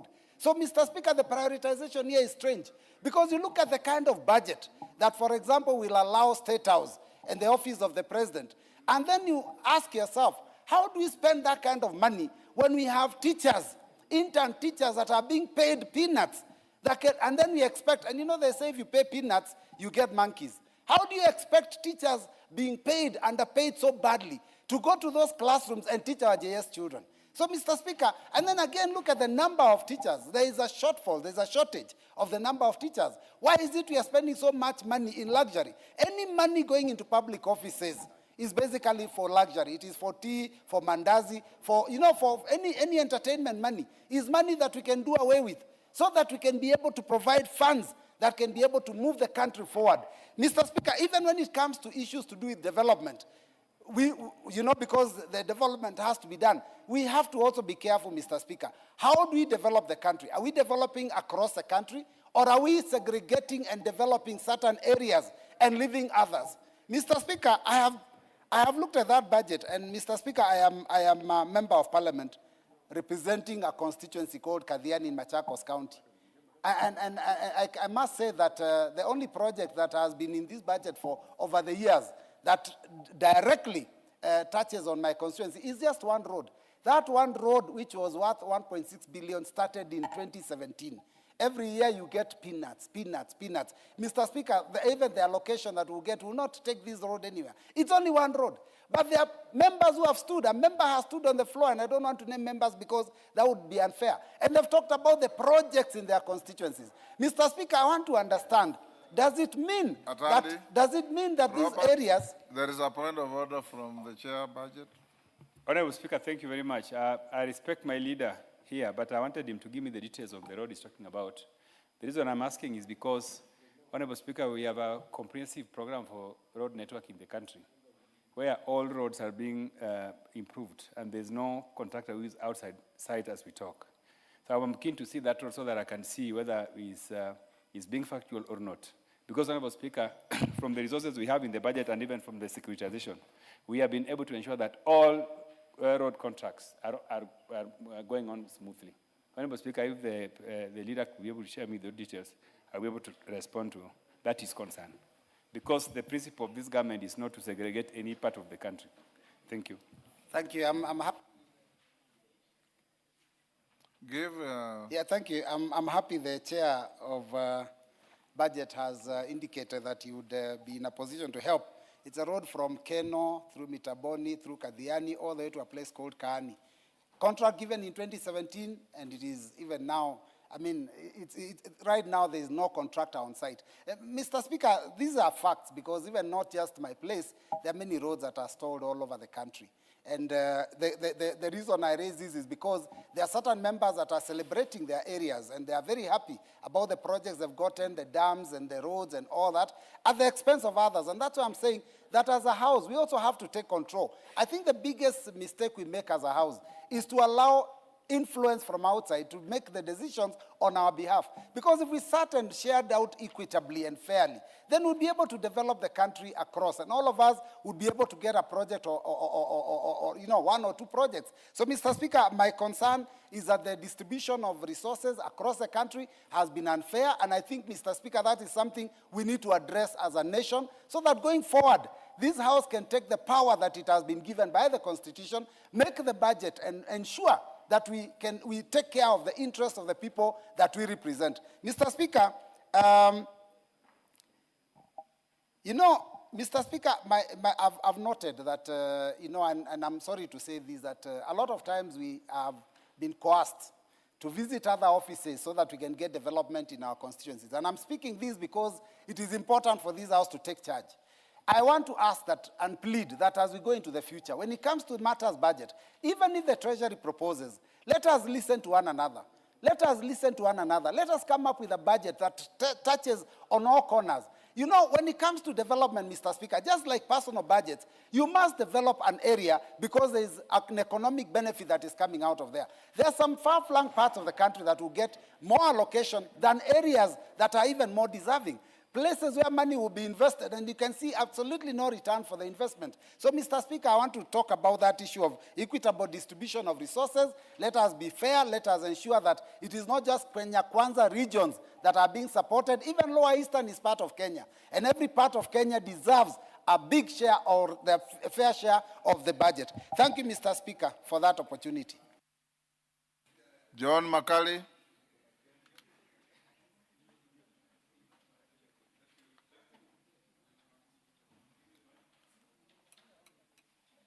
Give me the mic. Oh, thank you, Honorable Speaker, for the opportunity to also weigh in on these budget estimates for the financial year 2026-2027. At the outset, I will thank the Budget Committee for spending hours to work up on this particular report. Speaker, in the interest of time, I have 4 critical issues I want to address, which are critical to our national development. The first one is on the State Department for Roads. Honorable Speaker, in this particular budget, we have allocated a sum of 228 billion towards maintaining the roads for the financial year 2026-2027. Honorable Speaker, roads play a very, very, very critical role in our national development. They facilitate access to markets, they attract investment, they provide employment opportunities. How I wish, Honorable Speaker, that we will have allocated more money on roads, because, Honorable Speaker, all over the country, we are having a very, very big problem with our roads. In my constituency, Honorable Speaker, you know we have problems with the common C41, the Navaholo, Muskoma, Dorofu Road, which is a big, big problem. But I'm aware, Honorable Speaker, we passed the infrastructure fund, National Infrastructure Fund. We are hoping that during this financial year, we should be able to operationalize that fund so that it can be able to assist in the maintenance of our roads. Yes. As I commend the allocation on these roads, Honorable Speaker, I want to state 4 things to the committee and to this House at large. First, we need to prioritize the completion of stalled road projects that are giving us really a bad name. 2, we need to enhance maintenance of existing roads networks to protect previous investments. That is very, very critical. And finally, also, ensure equitable distribution of road projects across the country. Honorable Speaker, you will hear in some places they have an allocation of 20 billion shillings on account of roads. And you find an area like Western where you only have maybe an allocation on account of roads around only 10 or 12 billion only. We want equity in the distribution of sums of money set aside towards construction of roads. I also support the operationalization of National Infrastructure Fund because it will be critical in removing the pressure on the budget in respect of these particular roads. The second item which is critical to our national development is agriculture. In this particular budget, Honorable Speaker, we have allocated a sum of 79 billion shillings towards agriculture. Agriculture is very critical to our economy because 20% of our gross domestic product is account of agriculture. 40% of the employments in this particular country are from the agriculture value chain. But Honorable Speaker, we will want to point out 3 things. While appreciating the steps we have made, I know we have made very serious strides in fertilizer subsidy. We have also made a provision for seed subsidy. Those are very, very good strides. We have also made very serious strides in agricultural research. But I will want to propose 3 things. 1, we started up with the sugar reforms. And all the public sugar mills were listed out. But we have not already completed that part of the sugar reforms.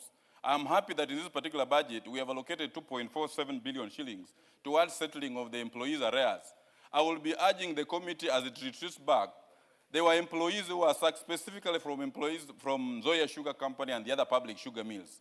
For us to ensure that all these employees have a good time, we need to allocate more money to ensure that we clear those arrears that were due to employees and farmers so that they can also be able to have a livelihood. But of that, we will want to insist that the government needs to do several other things. 1, ensure timely provision of subsidized fertilizer. We find many, many times you go to National Cereals Board, you find farmers are queuing, and there are long queues at times the fertilizer is not available, or if it's available after the season, to ensure timely provision of subsidized fertilizer. 2, strengthen agricultural extension services. The county governments, I know agriculture is a default function, but our county governments have not been very, very good in supporting agricultural extension services. We will want to urge that the county governments pull up their socks in terms of agricultural extension services. Equally, Madam Speaker, we are spending quite a lot of money on imports. We are still importing a lot of rice, we are still importing a lot of wheat from outside. We need to strengthen our agriculture sector by ensuring that we have sufficient provision of funds to it. Because in this budget, it's only 3% of the total national budget that has been allocated to a very critical sector like agriculture. And in agriculture, 3 critical things come to the fore. 1, food security. 2, reducing imports and increasing exports.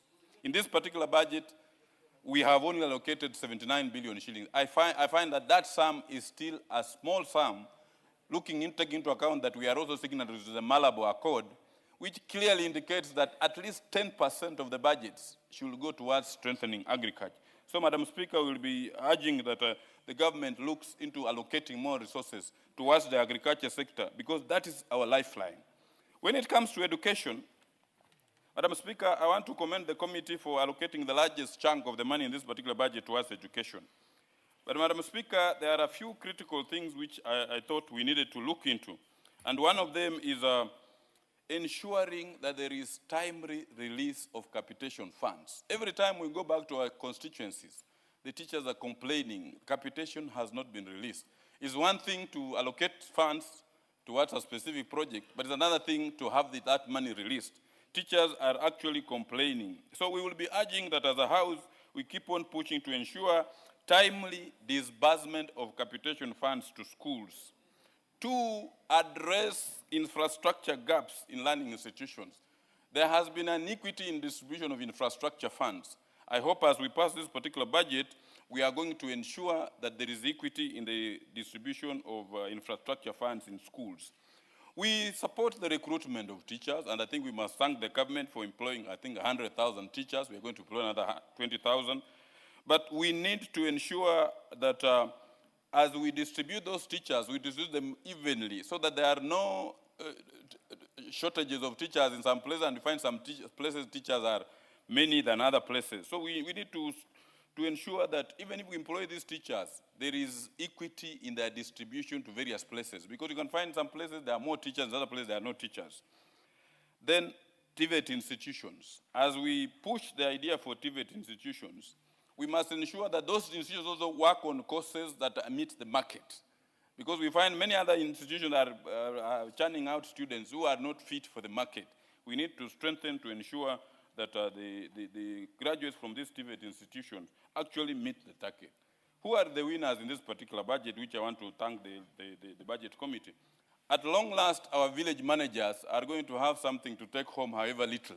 Our village managers are in an allowance has been proposed for 3,000 shillings. I will say that is a good start we need to support, and eventually we'll need to up it up. Two, our electoral, we are moving towards the elections. The IEBC has always been complaining of not being funded adequately to ensure that there is adequate preparedness for the elections. If you move around over weekends, you can see the heightened political activity. We hope the funds that have been allocated to IEBC will be sufficient for them to engage in serious electoral preparedness, because this is, I think, the last budget, not the last budget, but the most crucial budget before the 2027 elections, so that the IEBC does civic education, voter registration, and ensure that the polling stations have been clearly marked out. Equally, from this, we will wish to thank the committee also for looking at confirmation of the JSS teachers. The committee has made a recommendation to have 20,000 teachers confirmed. How I wish you will have confirmed the entire 44,000 teachers who are on internship in JSS and have them, all of them confirmed. But moving forward, we can have a very, very nice budget. But, Madam Speaker, as a House, we need to also pull up ourselves to ensure that we monitor the usage of these particular funds. Because if we do not, then we could just have sums of money distributed on paper, but we are not monitoring up the usage of these particular funds. Because every time we move out in our constituencies, you'll find people are saying funds have not been used, programs that were actually budgeted for have not been executed. We hope that this time round we are going to do our oversight role as much as we can, so that we can ensure that the public funds are put to good use. I support, Madam Speaker.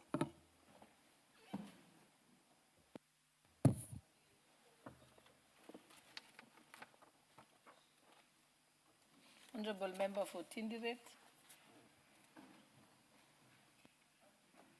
Thank you, Madam Speaker. Madam Speaker, I want to also weigh in and contribute on the budget, the estimates for the 2026-2027.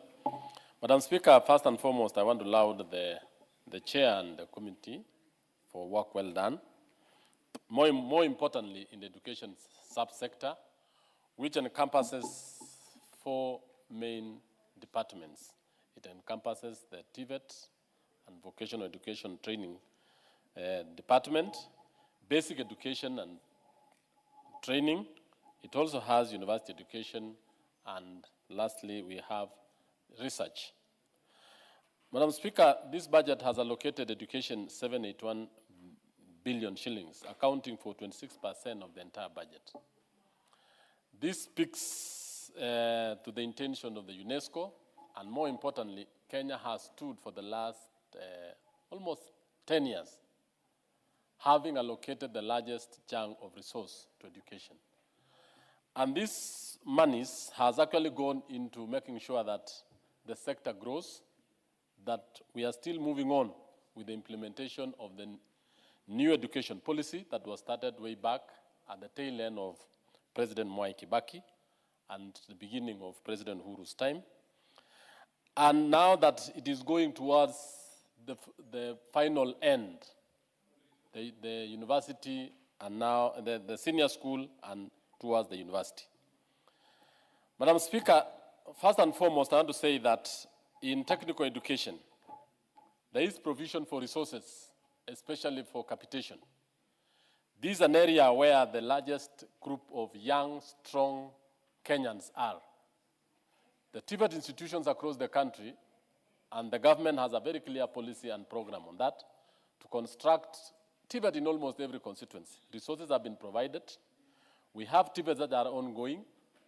We have institutions or TVETs that are actually undertaking several different programs running across the country. But the main thing that is actually taking the chunk of this money is the capitation to learners. And I want to laud the committee because the government has allocated up to 9.5 billion shillings for capitation. And this is going to actually allow majority of these students this year to be retained in school. Last time the capitation allocated to TVETs was 3.5 billion. This is almost an increase of 3 times that amount. And actually that reflects the Kenya Kwanza's policy of trying to make sure that learners are retained in colleges and institutions. On the same note, there is a counterpart funding on the issue of equipping TVET institutions. In this House, members of Parliament have really raised issues of completed TVET institutions without equipment. And you know very well that skilling requires equipment, it requires staff, and it requires the equipment to be used in those particular facilities. So there is a provision for equipping those institutions, those facilities that are completed, and even equipping the labs, equipping the workshops, and the rest. On the same note, Madam Speaker, TVET, that encompasses the polytechnics, the TVET institutions, and also the employment of trainers. One of the things that I think this budget failed to capture, and I think the chair is listening, is to ensure that we provide resources for more recruitment or more trainers. As much as we are constructing TVETs across the country, there is need to employ at least up to 5,000 trainers so that TVET institutions do not use the little resources to employ the BOM trainees across the country. On basic education, Madam Speaker, the resources that have been allocated is quite a lot. There is a provision to support junior and senior school learners in terms of capitation, which is amounting to 81 billion shillings. This money, Madam Speaker, looks a lot, but in terms of student population and in terms of capitating each learner at the required level, there is a deficit of almost 40 billion shillings, or over 40 billion shillings. One of the good things that the government has done this year, and I think it is very important for the country and for all of us to know, is that the capitation for primary schools have been increased from 1420 to 2020. This is an increase, but in real terms, it is going to make a difference in terms of support in running the operations of many of our primary schools. Yes, a number of people have been saying, yes, it isn't enough, but we are actually having a serious constraint in this particular budget, and I want to say that that is going to assist because most of the primary schools have been joined together with the JSS, or the junior secondary schools, which have a capitation of 15,000 per learner. In that, the head teachers of those schools are able to jungle up, or to use both resources to ensure that those two sections of our school system run amicably. The other area which I think is very important in basic education, Madam Speaker, is the issue of quality assurance and standards. This is a sector which I want to implore this House and I want to implore the State Department to make sure that there is a serious quality assurance and officers across the country. Madam Speaker, the country allocates huge resources for construction of laboratories, for the construction of infrastructure, about 2 billion shillings, for school feeding program, 3 billion shillings, but there is little inspection and finding out how these resources are utilized. That's why, as a committee, the days of the famous Tuma and the famous inspectors of schools are very important. I know we are in a mourning period when we lost students in Utumishi Academy and in many other the school unrest that are in the country. But what is very serious is that quality assurance and standards officers need to come out big time to make sure that they are the pulse of our schools. They are the people who make sure that what is set standard is followed. But every time we allocate budget here, quality assurance is given almost nil. In fact, I was asking the CS and the PS, why is it taking backstage? Yet these are the people who keep schools running, who make sure that teaching and learning is going on, who make sure that facilities that we have allocated resources are actually being constructed. And the rest, they are giving feedback and they're also telling us the issues on the ground. Madam Speaker, I think the school feeding program, we gave a very clear policy as a committee, and especially on the issue of the spread and the extent of the feeding across the country and in marginal areas within specified areas of the country. So that's very important. The other issue, Madam Speaker, is the issue of Teacher Service Commission.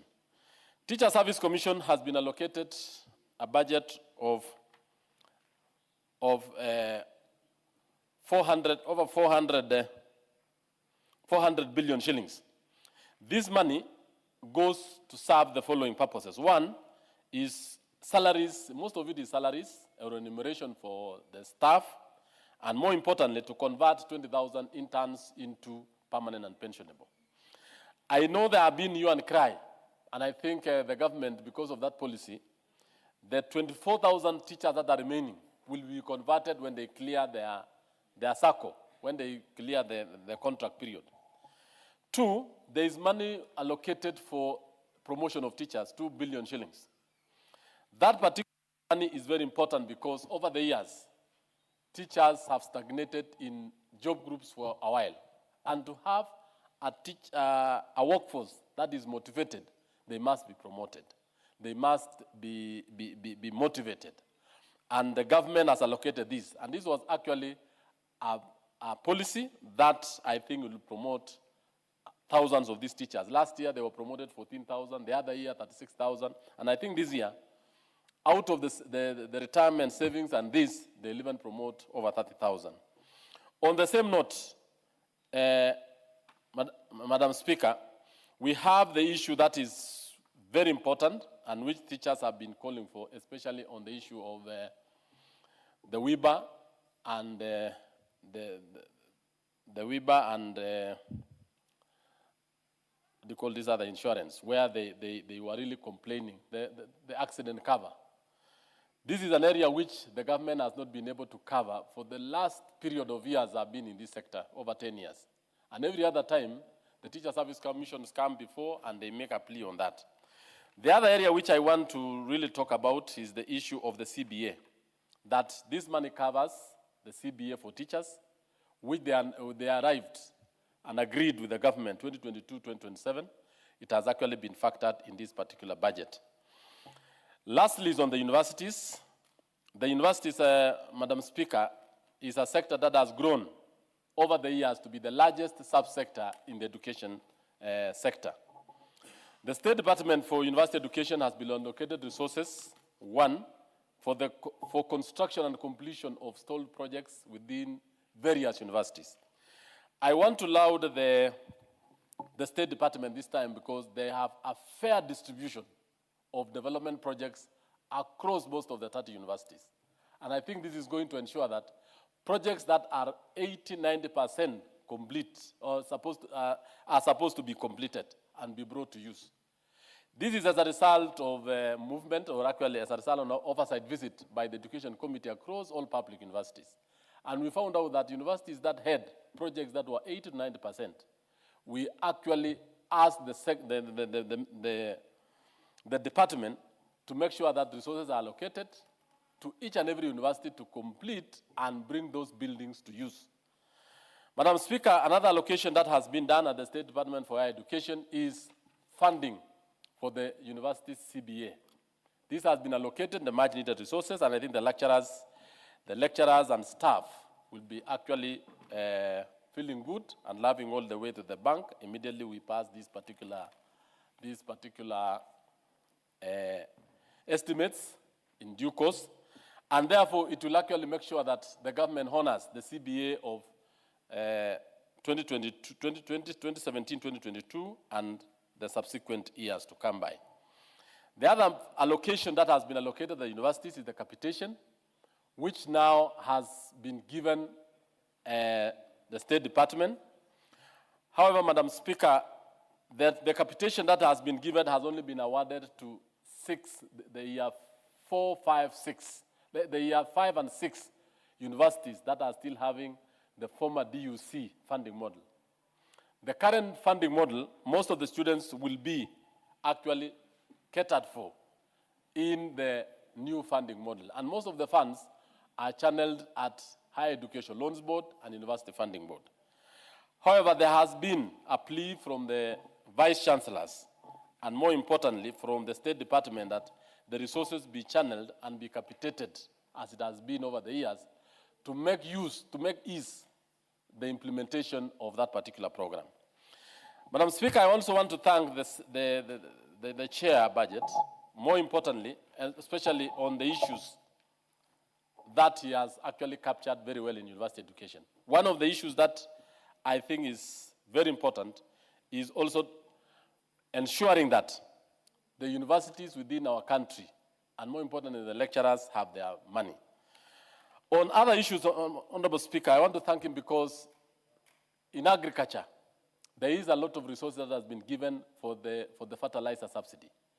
And as most of us are from rural constituencies, I in particular, where my constituents are tea, coffee, and sugar farmers, that particular subsidy is going to go a long way in putting money in the pockets of our farmers. We have the issue of IEBC, we have the issue of roads.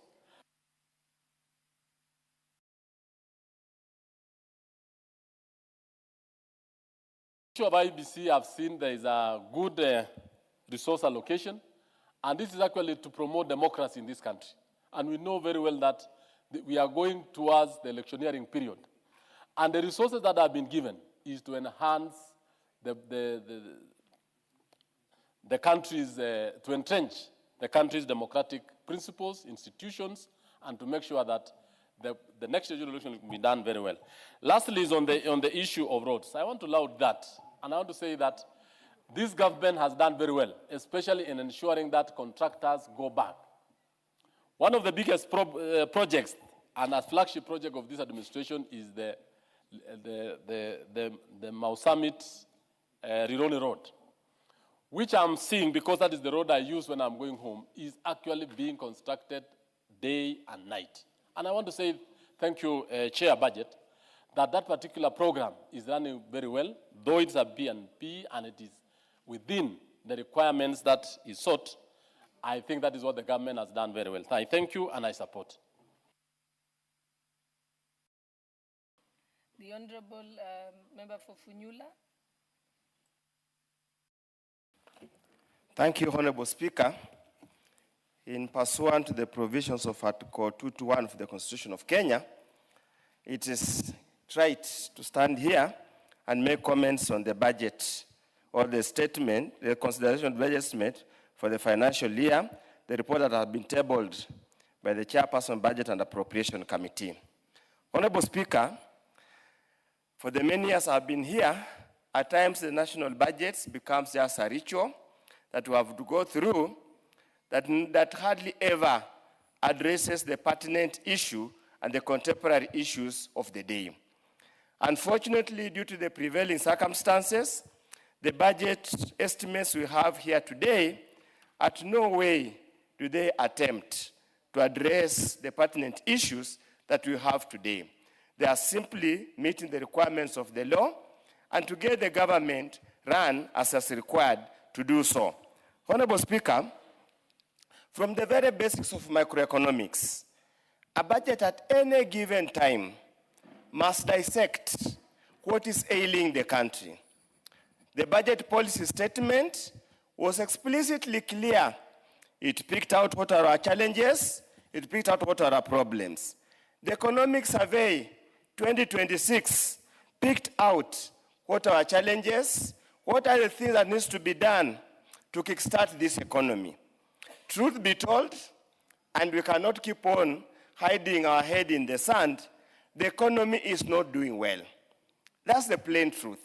Anybody who deludes himself the economy is not doing well, it's only doing well for those around a certain people who are the ones who have taken hostage of the money, as they put it in my village.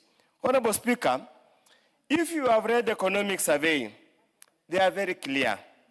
The issue of reducing per capita income, the stagnant jobs, the low salaries or income, vis-a-vis the increasing cost of living. Honorable Speaker, with an core inflation, which is the core, standing at 12%, Honorable Speaker, anybody would have expected that the budget for 2026 would have been extremely innovative to make sure we pull Kenyans out of the hardship and the high cost of living and the endemic poverty that pervades many parts of the country. A country that's supposed to be middle income, if we have poverty index in some areas close to 80%, we cannot surely just make it business as usual instead of attending or attempting to address the issues. Honorable Speaker, I have looked at the policy considerations that have been presented by the committee and who have moved my good friend, my neighbor. Indeed, Honorable Speaker, I really expected that the policy direction will stem directly from BPS. We will borrow heavily from country reports by World Bank, IMF, and craft a budget that will kickstart. Unfortunately, I understand I have been in this political space. I do not want to blame the committee. I have been in this political space. I know things, how they work. The letter and the spirit of the Constitution says the National Assembly makes the budget and appropriates. But as many will tell you who have held that position, they know reality is different. The exigencies of the day might force you to go elsewhere. Honorable Speaker, if you dissect the structure of this economy, the way the economy is being structured now, we have no room. There is no headroom for us to change the economic status. The only headroom we have is to completely change the structure of this economy. Continuously relying on agriculture. I can see my colleagues are regulating about fertilizer subsidy. If an economy, in the middle income economy, if you're still preoccupied with food production, subsistence production, then we would rather accept where we belong and remain there forever. Honorable Speaker, the income, the profit margin from agriculture are very low, and any invested shilling, the marginal income, marginal utility, actually sometimes tends to be negative. We must focus the economy where we need to make sure things move to the right direction. And where does that lie, Honorable Speaker? That lies in making sure the manufacturing sector, the productive sectors, that's the manufacturing, mining, value addition, and the service sector, Honorable Speaker, that's where we should have refocused this budget to ensure we invest in those areas that realize better returns. Honorable Speaker, what have we done? What have we done? And Kenyans need to understand this. What have we done? Out of a national budget, national government budget of about 2.3 trillion, we have allocated close to 30 billion towards the executive office of the presidency. That includes the office of the president, includes the office of the deputy president, includes the office of the prime cabinet secretary, includes the office of the cabinet, as it's called, the cabinet affairs, parliamentary affairs, and includes State House, which Honorable Speaker and the Kenyans need to understand has gobbled up a whopping 13 billion. This ending financial year, because the abuse of Section 223, they actually ended up close to 18 to 19 billion. Yet, Honorable Speaker, when you look at what we have allocated towards enablers of industry, is zero. It's negligible. Based on what we can do. Honorable Speaker, it's indeed telling, and we raise this issue. Honorable Speaker, whatever they have told us, this regime has told us they have invested in the manufacturing sector, Honorable Speaker, has been only pumped into brick and mortar, building the KIPES, EPZA, that literal white elephants. Nobody has expressed any investment. Even the investments were pumped into since they took office in 2022, the return is negative. And you expect Kenya to achieve Vision 2030 of being the most industrialized country in the next 4 or so years to come. Honorable Speaker, when you go through this, Honorable Speaker, there are some wasteful expenditures. In a country where we're grappling with so many challenges, setting aside 800 million to buy police helicopters and air wings, honestly speaking, Honorable Speaker, I do not know if I didn't have food in my house, whether I will pay for the Prado that many of us are using, Honorable Speaker. Honorable Speaker, let me also mention a matter that has been continuously mentioned here. Honorable Speaker, the question of fair distribution of developments. Question of fair distribution of investments. I do not want to cast any aspersion to my colleagues who sit in the various committees, but Honorable Speaker, if you pick this document and go through it with a tooth comb, you can see manifest bias towards certain regions of this country. And you can see deliberate exclusion of certain sections of this country. We have talked about this matter continuously, non-stop. Unfortunately, it seems to be falling on deaf ears. Honorable Speaker, there's so much to be talked about, but allow me, Honorable Speaker, to raise a very fundamental issue. We are talking about universal health care. We are talking about universal health care. Yet, Honorable Speaker, in this proposal, we are reducing by 1.1 billion funds allocated to primary health care fund. Primary health care fund, yet you were told every person who falls sick will go to any hospital and get treatment. How that person go to hospital and get treatment, and yet the funds that's supposed to do that have been reduced once again. Honorable Speaker, we are being unfair to the people of Kenya, and Kenyans will judge us harshly. Very, very harshly. Very, very harshly. Of course,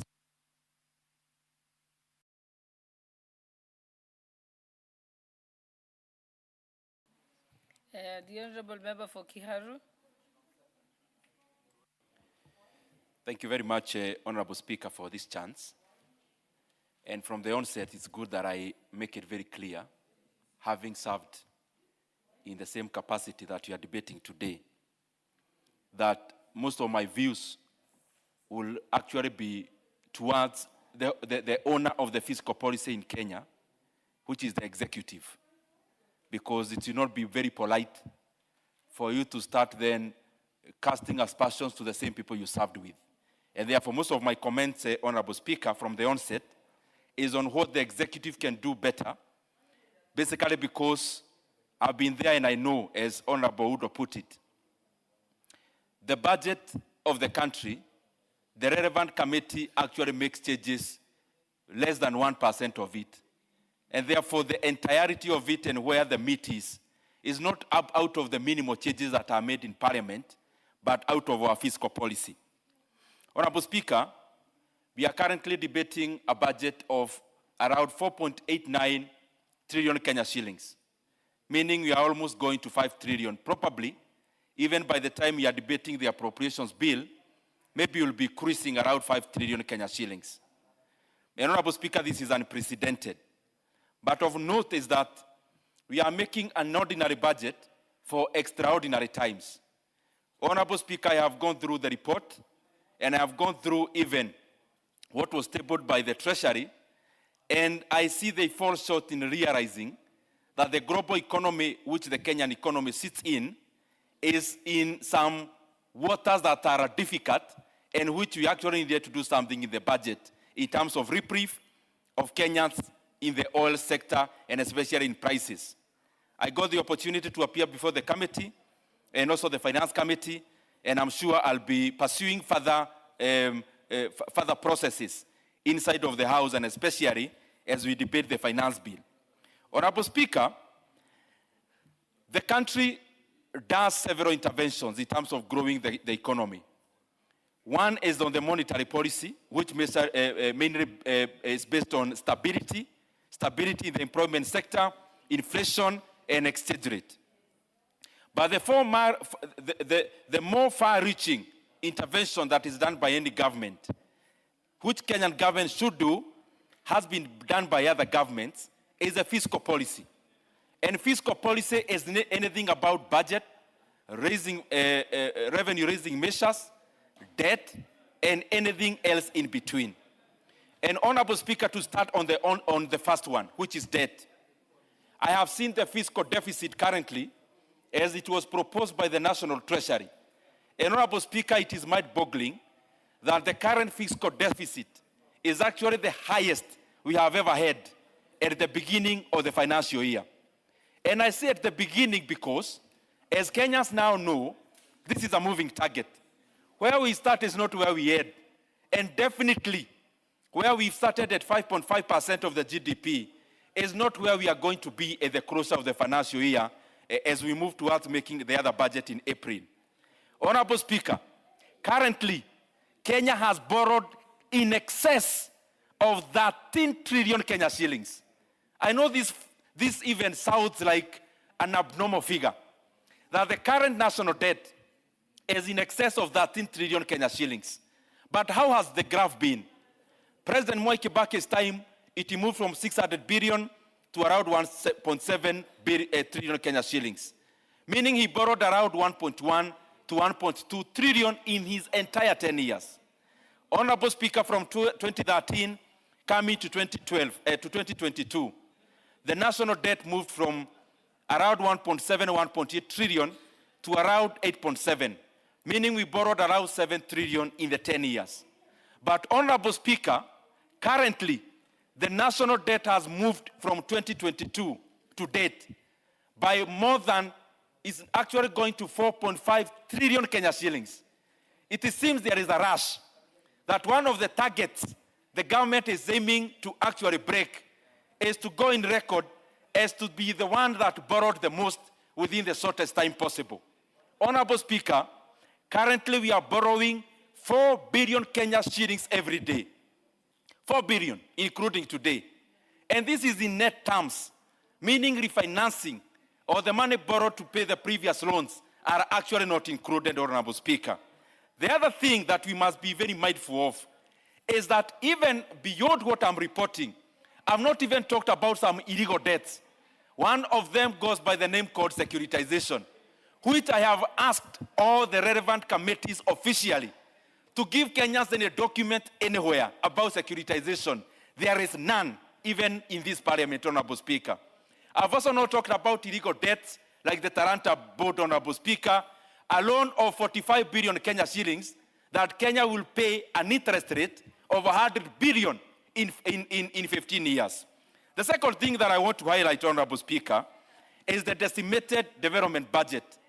Honorable Speaker, what goes into serving Kenyans directly is the direct development budget.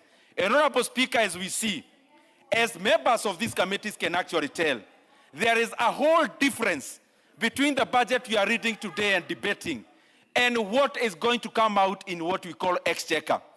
Honorable Zamzam, you don't debate by yelling.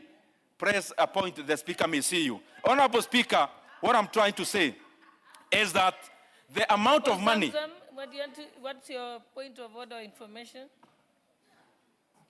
Mheshimiwa Spika, haiwezekani kuwa aliyekuwa chair wa budget toka huko 2022 mpaka sasa ndo anakuja kuona makosa ambaye yeye angekuwa amerekebisha akiwa hapo. Kwanza atuambie, yeye anasema siku hizi twaboro bilioni 4 kila siku, wakati ule hapo nyuma zilikuwa zinapotea bilioni 4 kila siku akiwa na urais wao wenyewe. Kwa hiyo atuambie, akiwa yeye chairman alifanya kitu gani kuzuia tusiweze kuomba hizi pesa kila siku, na kwa nini hakuweza kuzuia yale mabilioni ya mapesa yaliyoibiwa na mabagi wakaachia President Ruto hii nchi kama iko zero, haina chochote. Walitaka taifa iende chini, lakini naye Mungu ni nani? Wakashindwa. Tulia, umeacha hiyo kiti ya chair. Honorable Speaker, that is actually that is why the reason there is for members of parliament to sit and listen. Because if you could have listened, you could have not interjected, and instead of informing, you actually parade your ignorance before the House. Honorable Speaker, as I go to the other issue of development budget, it has been coming down. And I see, please relax, Honorable Zamzam. You need just to check you need to check the records. The kind of borrowing you are doing is unprecedented. It was not being done in the previous years. This is a record, Honorable Speaker. Honorable Speaker, as I go forward, the issue of education, that, Honorable Speaker, it is important for us to take education very, very seriously. And I will highlight 3 scenarios in terms of education. Our brothers and sisters currently volunteering as JSS interns are looking at us debating in this House, and they expect nothing short of us, Honorable Speaker, passing our budget that will confirm all of them, the 44,000 of them, into permanent and pensionable terms. And not from January, Honorable Speaker, of next year, from July of this year, when the financial year starts. Honorable Speaker, I call upon this House that as we process this budget, TSC must take over this budget and confirm all the 44,000 JSS interns. Any shortfall in the budget, we are going to deal with it in supplementary one, Honorable Speaker. But we cannot continue to subject our brothers and sisters in this kind of working condition. The other thing, Honorable Speaker, is in terms of NEC. The people who marked our exams are yet to receive their remunerations. Honorable Speaker, currently, we are also budgeting for another deficit in terms of that budget. It is important that we know that these are Kenyans who deserve to be remunerated and in time. The other thing is capitation. As we debate here, and the more the reason I talked about fiscal deficit, which is 5.5%, that we are debating here knowingly that the capitation budget in Kenya, as we are proposing today, is short of 50 billion Kenya shillings. So we are basically saying, oh, take this amount of money, we know there is a whole of 50 billion Kenya shillings, we'll deal with it. The same way we are going to deal with it, we also deal with JSS in terms of their confirmation. Honorable Speaker, there is something about village elders. Honorable Speaker, village elders deserve more than 3,000 Kenya shillings. This is an issue we have debated ever since. And it wasn't done then because there was no framework. The framework came about last year, Honorable Speaker. And out of the participations that we had done, Honorable Speaker, in terms of public participation, we expect the village elders to get at the very least 8,000 Kenya shillings, Honorable Speaker, per month to reward them for the good work they do in terms of our security.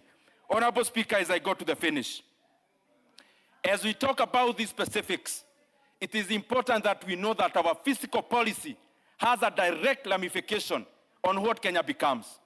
As we talk about this budget today, Honorable Speaker, the once giant, economic giant of the region is now sliding. That now Kenya has slid to number 7 largest economy in Africa from number 6, Honorable Speaker. That even in this current year, the projections is that Kenya will grow slower.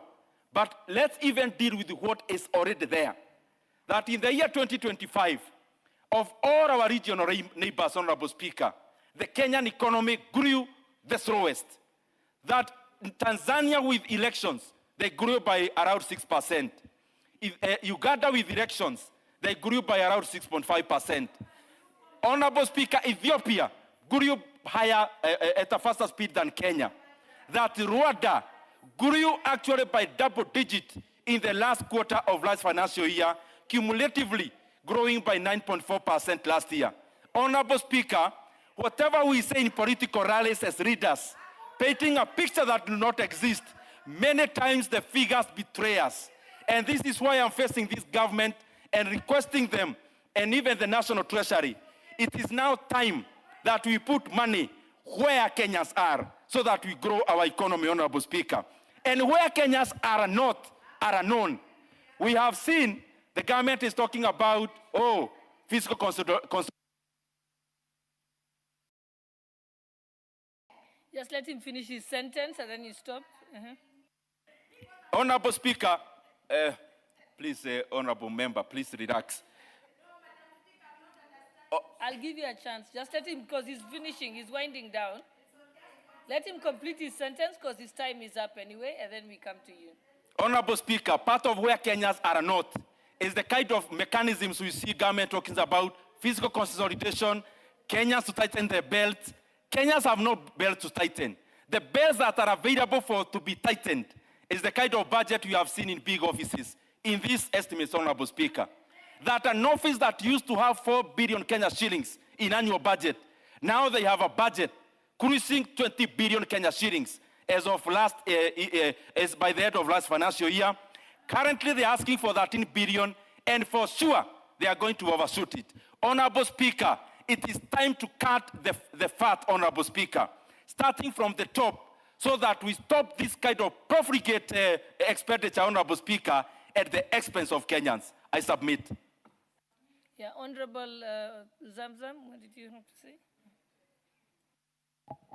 Asante sana Mheshimiwa Spika, na mimi niweze kuzungumzia budget ambayo imeletwa bungeni ya 4.89 trillion. Mheshimiwa Spika, Mheshimiwa Spika, ni dhahiri kuwa wajua nyani akikosa ndizi usema mgomba umeteleza. Mheshimiwa Spika, na kwanza nianze kumkosoa ndugu yangu aliyokuwa chair wa budget kwa kuja kudanganya Wakenya, kwa sababu anajaribu kuwasha moto. Hii moto mara hii haiwezi kuwaka, kwa sababu wakati ukiwa kwenye hicho kiti wewe ulitupangia vitu hapa, tulivyokuja kukukataza ukawa mkali kweli kama pilipili. Lakini Mheshimiwa Spika, yote mimi naangalia katika hii budget ambayo imewekwa hapa, 23,000 schools zimejengwa zile za JSS. Mheshimiwa Spika, ukiangalia katika agriculture ambayo inasaidia ndio uti wa mgongo wa taifa la Kenya, Mheshimiwa Spika, tumewekewa 63 billion ambayo imeongezwa wakulima, Mheshimiwa Spika, na hii italeta chakula Kenya. Hatutakuwa na matatizo tena kule kwenye ukulima kama tulivyokuwa tunaona, Mheshimiwa Spika. Mheshimiwa Spika, hapa tulikuwa na mjadala wa wazee wa mtaa. Nakumbuka mimi mama Mombasa County nikisimama nikitetea wazee wa mtaa, siku hiyo sikuona Ndindi Nyoro akiongea chochote kuhusu wazee wa mtaa. Na wazee wa mtaa toka wakati yule president mwingine alikuwa hawakuwahi kukumbukwa, na yeye alikuwa hapa bunge, hakuwahi kuleta mjadala hata siku moja kuweza kutetea wazee wa mtaa. Mheshimiwa Spika, sisi tulioleta tunashukuru hata hichi kidogo ambacho wamepewa, kwa sababu haiwezekani kuwa wewe unasema budget imepanda imekuwa juu, wakati ambapo bado upande mwingine unasema hawa waongezewe kitoka wapi? Wachukue mawe wapewe kama budget? Haiwezekani. Hiyo ambayo unataka iongezwe ndio hii ambayo naisoma hapa leo, Mheshimiwa Spika. Kwa hiyo Mheshimiwa Spika, mimi kwanza nipongeze sana kamati ya budget kuweza kuwakumbuka wazee wa mitaa ambao kila siku watu wakikosana katika majumba yao, Mheshimiwa Spika, kesi zote zinaanza na mzee wa mtaa. Mtoto akipotea ni mzee wa mtaa, mama sijui amefanywaje ni mzee wa mtaa. Leo wazee wa mtaa hichi kidogo ambacho wanapata ndio mwanzo wa kuanza kupata hadia kutoka kwa serikali, na hii itaweza kuongezwa kadri tunavyoendelea kukaa katika taifa hili na kutunga sheria, tutaweza kuongezea zaidi Mheshimiwa Spika. Na najua wazee wa mitaa mahali wako, hasa wangu wa Mombasa, walikuwa wanangoja ni siku gani watanyoshewa mkono japo kidogo tu na serikali. Na leo imeingia katika budget. Niwaambie wazee wangu wa mitaa mahali pote mpo Mombasa na Kenya nzima, mara hii William Samoei Ruto na hii serikali yake wamewakumbuka. Mnaenda kulipwa, chochote kiinua mgongo kitaweza kuwasaidia, na inshallah tutaweza kusukuma hapo mbele muweze kuongezewa kadri wakati unavyokwenda. Mheshimiwa Spika, naangalia kule marginalized communities. Ukiangalia, wajua hao wanapiga kelele kwa sababu mfuko wa serikali ulikuwa unaenda sehemu moja. Ukiangalia shule kule mahali Ndindinyoro anatoka, hata aliulizwa hakuwahi kujibu Mheshimiwa Spika, kwa sababu the low hanging fruits alikuwa anachukua anajiwekea upande wake. Sijasema ameiba Mheshimiwa Spika, lakini hakuweza kujieleza Mheshimiwa Spika. Shule zake alijenga vipi? Wenzake wanatukanwa, yeye amejikunja miguu, kule kunaendelea kule kwake. Mara hii paka amekula mkeka wa Mbeya, watakaa wapi? Huu mgao unaenda kila mahali, Wakenya wote waweze kupata huu mgao. Mheshimiwa Spika, Mheshimiwa Spika, niweze kusema, naangalia zile barabara za kule North Eastern. Kaa chini Ndindinyoro, wakati wako utafika. Mama County Mombasa anazungumza. Mheshimiwa Spika, ukiangalia kule kule North Eastern kule kwa wenzetu kule, walikuwa marginalized for the first time. Tumeona hata stadium imeweza kujengwa kule Mheshimiwa Spika, mpaka rais wa taifa analia kwa sababu anajua miaka nenda miaka rudi. Sisi watu ambao tunatoka katika communities ndogo ndogo, Mheshimiwa Spika, tulikuwa tumesaulika. Huyu atanitatiza Mheshimiwa, ana ukorofi tu. Aliongea hii budget jana, leo bado amekuja kuongea. Mheshimiwa Spika, aniachie wakati wangu mimi nikiwa na moto, huwa nataka niendelee na shughuli zangu. Mheshimiwa Spika, Mheshimiwa Spika, leo Honorable Zamzam, is allowed to respond since you mentioned him. Okay. Thank you very much, Honorable Speaker. And Honorable Zamzam, I will not have interrupted you, only that I just needed to guide you that we are debating the report of the committee, not Ndindinyoro. But secondly, you stop also misleading Kenyans. I agree all public primary schools in Kiharu look like academies, they are tiled. And in fact, our learners in these secondary schools, they pay 500 shillings per term. This is an NGCDF project, and one of my roles is not me teaching you how to execute your GAF or NGCDF. All the things you have done in the education sector is on the basis of NGCDF, which I am not part of how the formula comes about. So it's important that you be factual and stop misleading Kenyans. Many times when you talk too fast the way you are doing, you may not coherently be able to transmit what you are thinking and what you are saying. Please be stable. Lady, now you're being derogatory. Proceed, Honorable Zamzam. Asante sana Mheshimiwa Spika. Wajua mtu kimchuna bahali yake, kama vile wenzetu wao wanasema, huwa inauma sana.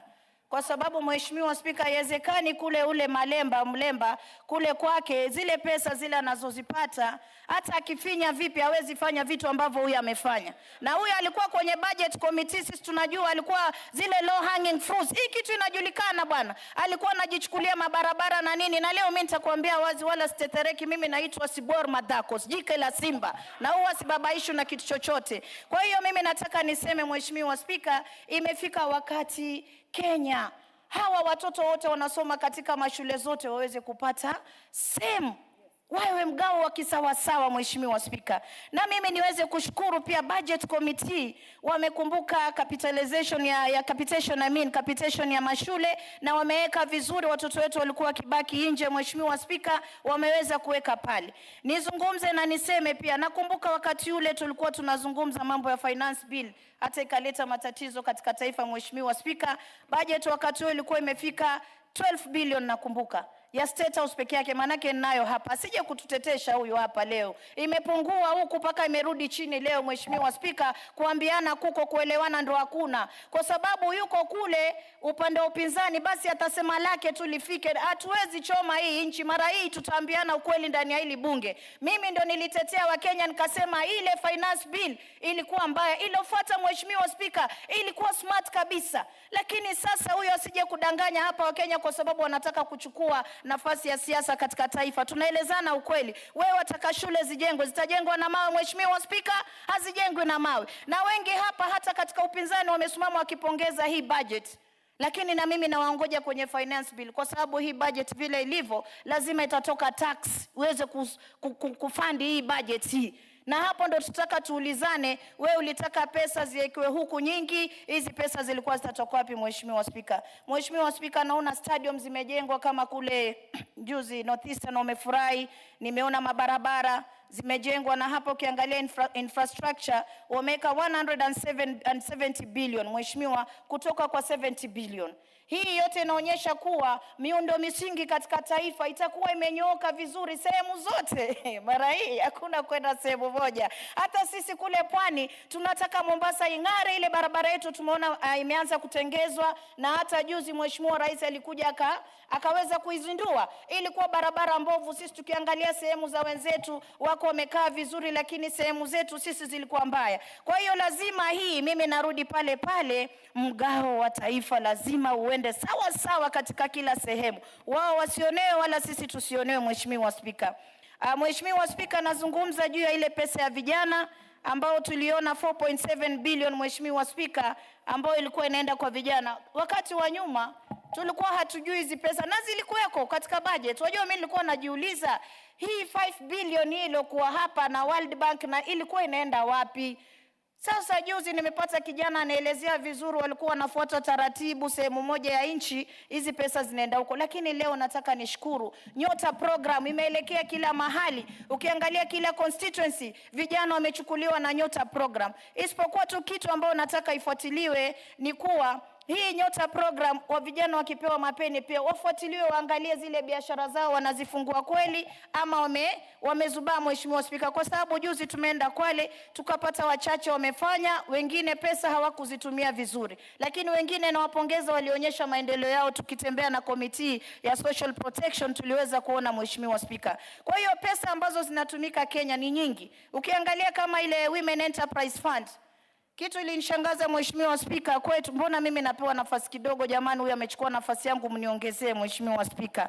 Mheshimiwa Spika, wacha hata niache Women Enterprise Fund, itakuja kuzungumzia kwa komiti yangu. Naona katika child welfare wameongezea milioni 500. Watoto mayatima wale wanakaa katika mashule ambao wanasaidiwa na serikali imeongezewa. Cancer centers pia wameongezewa pesa. Umeona, tunaona 20,000 teachers wamewekwa kuwa pensionable. Hii ni kitu kizuri sana. NGCDF yako Mheshimiwa Ndindinyoro mmeongezewa 61 billion from 57 billion. Hii inaonyesha kitu kinaenda vizuri Mheshimiwa Spika. Bandari yetu, bandari maritime ya kule pwani wamewekewa 140 million ya kuweza kutrain hao vijana kuingia kazi za ubaharia Mheshimiwa Spika. Mheshimiwa Spika, na naona pia baba yetu aliotangulia, baba wa taifa Raila Amolo Odinga, katika ile monument yake kumkumbuka na ukumbusho wamemwekea ka budget pale ka 30 million waweze kutengeza vizuri ili watu na watoto wetu wa vizazi vijavyo waweze kujua baba Raila Amolo Odinga alikuwa ni nani Mheshimiwa Spika. Nimeona pia na kitu kingine nitazungumza Mheshimiwa Spika, pending bills pia tuweke hapa kwa budget. Mheshimiwa Atandi na wenzako tujue kama tuweza kulipa madeni ili Kenya iweze kusonga mbele. Lakini yote ya kuisha Mheshimiwa Spika, mining kulikuwa na shida mpaka kule Kwale. Mheshimiwa Undo amezungumza, lakini haelezei kuwa Wakenya wenyewe ndio huwa tunaleta shida wakati ambapo mambo yanaanza kuja mazuri ili tuweze kupata faida, tunaanza makelele. Kwa hiyo bado yatatuliwa, mining itakuwa tapped vizuri na pesa hizo zitaweza kusaidia uchumi wa taifa Mheshimiwa Spika. Kwa hayo mengi na machache, asante sana, na niweze kusema police budget yake isikatwe. Mtu amesema hapa polisi wasipewe helikopta. Wakati mtu anakwama ndani ya bahari, unaona wanaambia polisi enda utoe, anamtoa namna gani? Lazima aende na hiyo helikopta atoe mtu ndani ya maji. Kama juzi nimeona kule katika Central kuna mtu alikwama katikati ya maji na nchi kavu, walienda wakamtoa na helikopta. Kwa hiyo Mheshimiwa Spika, mimi nataka hii ya polisi pia iangaliwe, health iangaliwe vizuri na mambo mengine yote iangaliwe vizuri, na support Mheshimiwa Spika. Asante. Member for Magarini.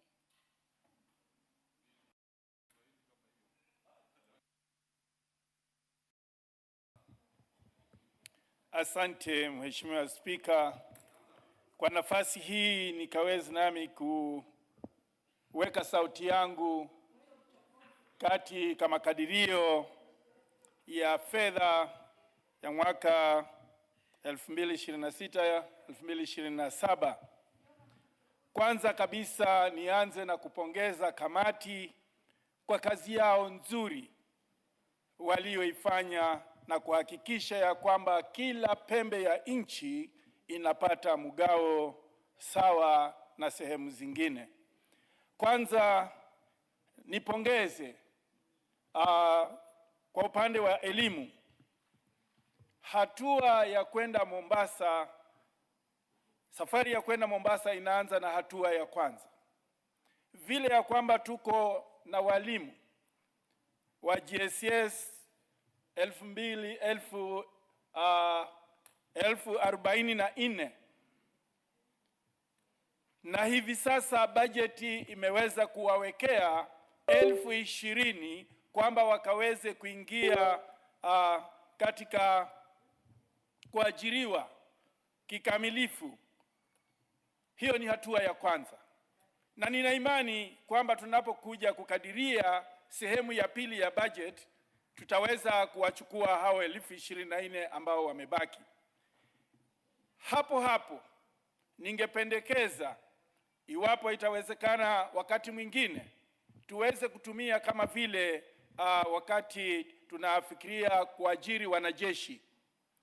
Kuna wakati mmoja training ya wanajeshi ilikuja ikasitishwa. Pia vile vile kwa upande wa walimu tumeweza kusomesha wengi, lakini kuwaajiri imekuwa changamoto. Hivyo basi ningependekeza ya kwamba wakati mwingine iwe tunaweza kusitisha, ili wale ambao tumesha watrain waweze kuingia katika kuajiriwa kwanza, ndipo baadaye tufikirie masuala mengine ya kuendeleza.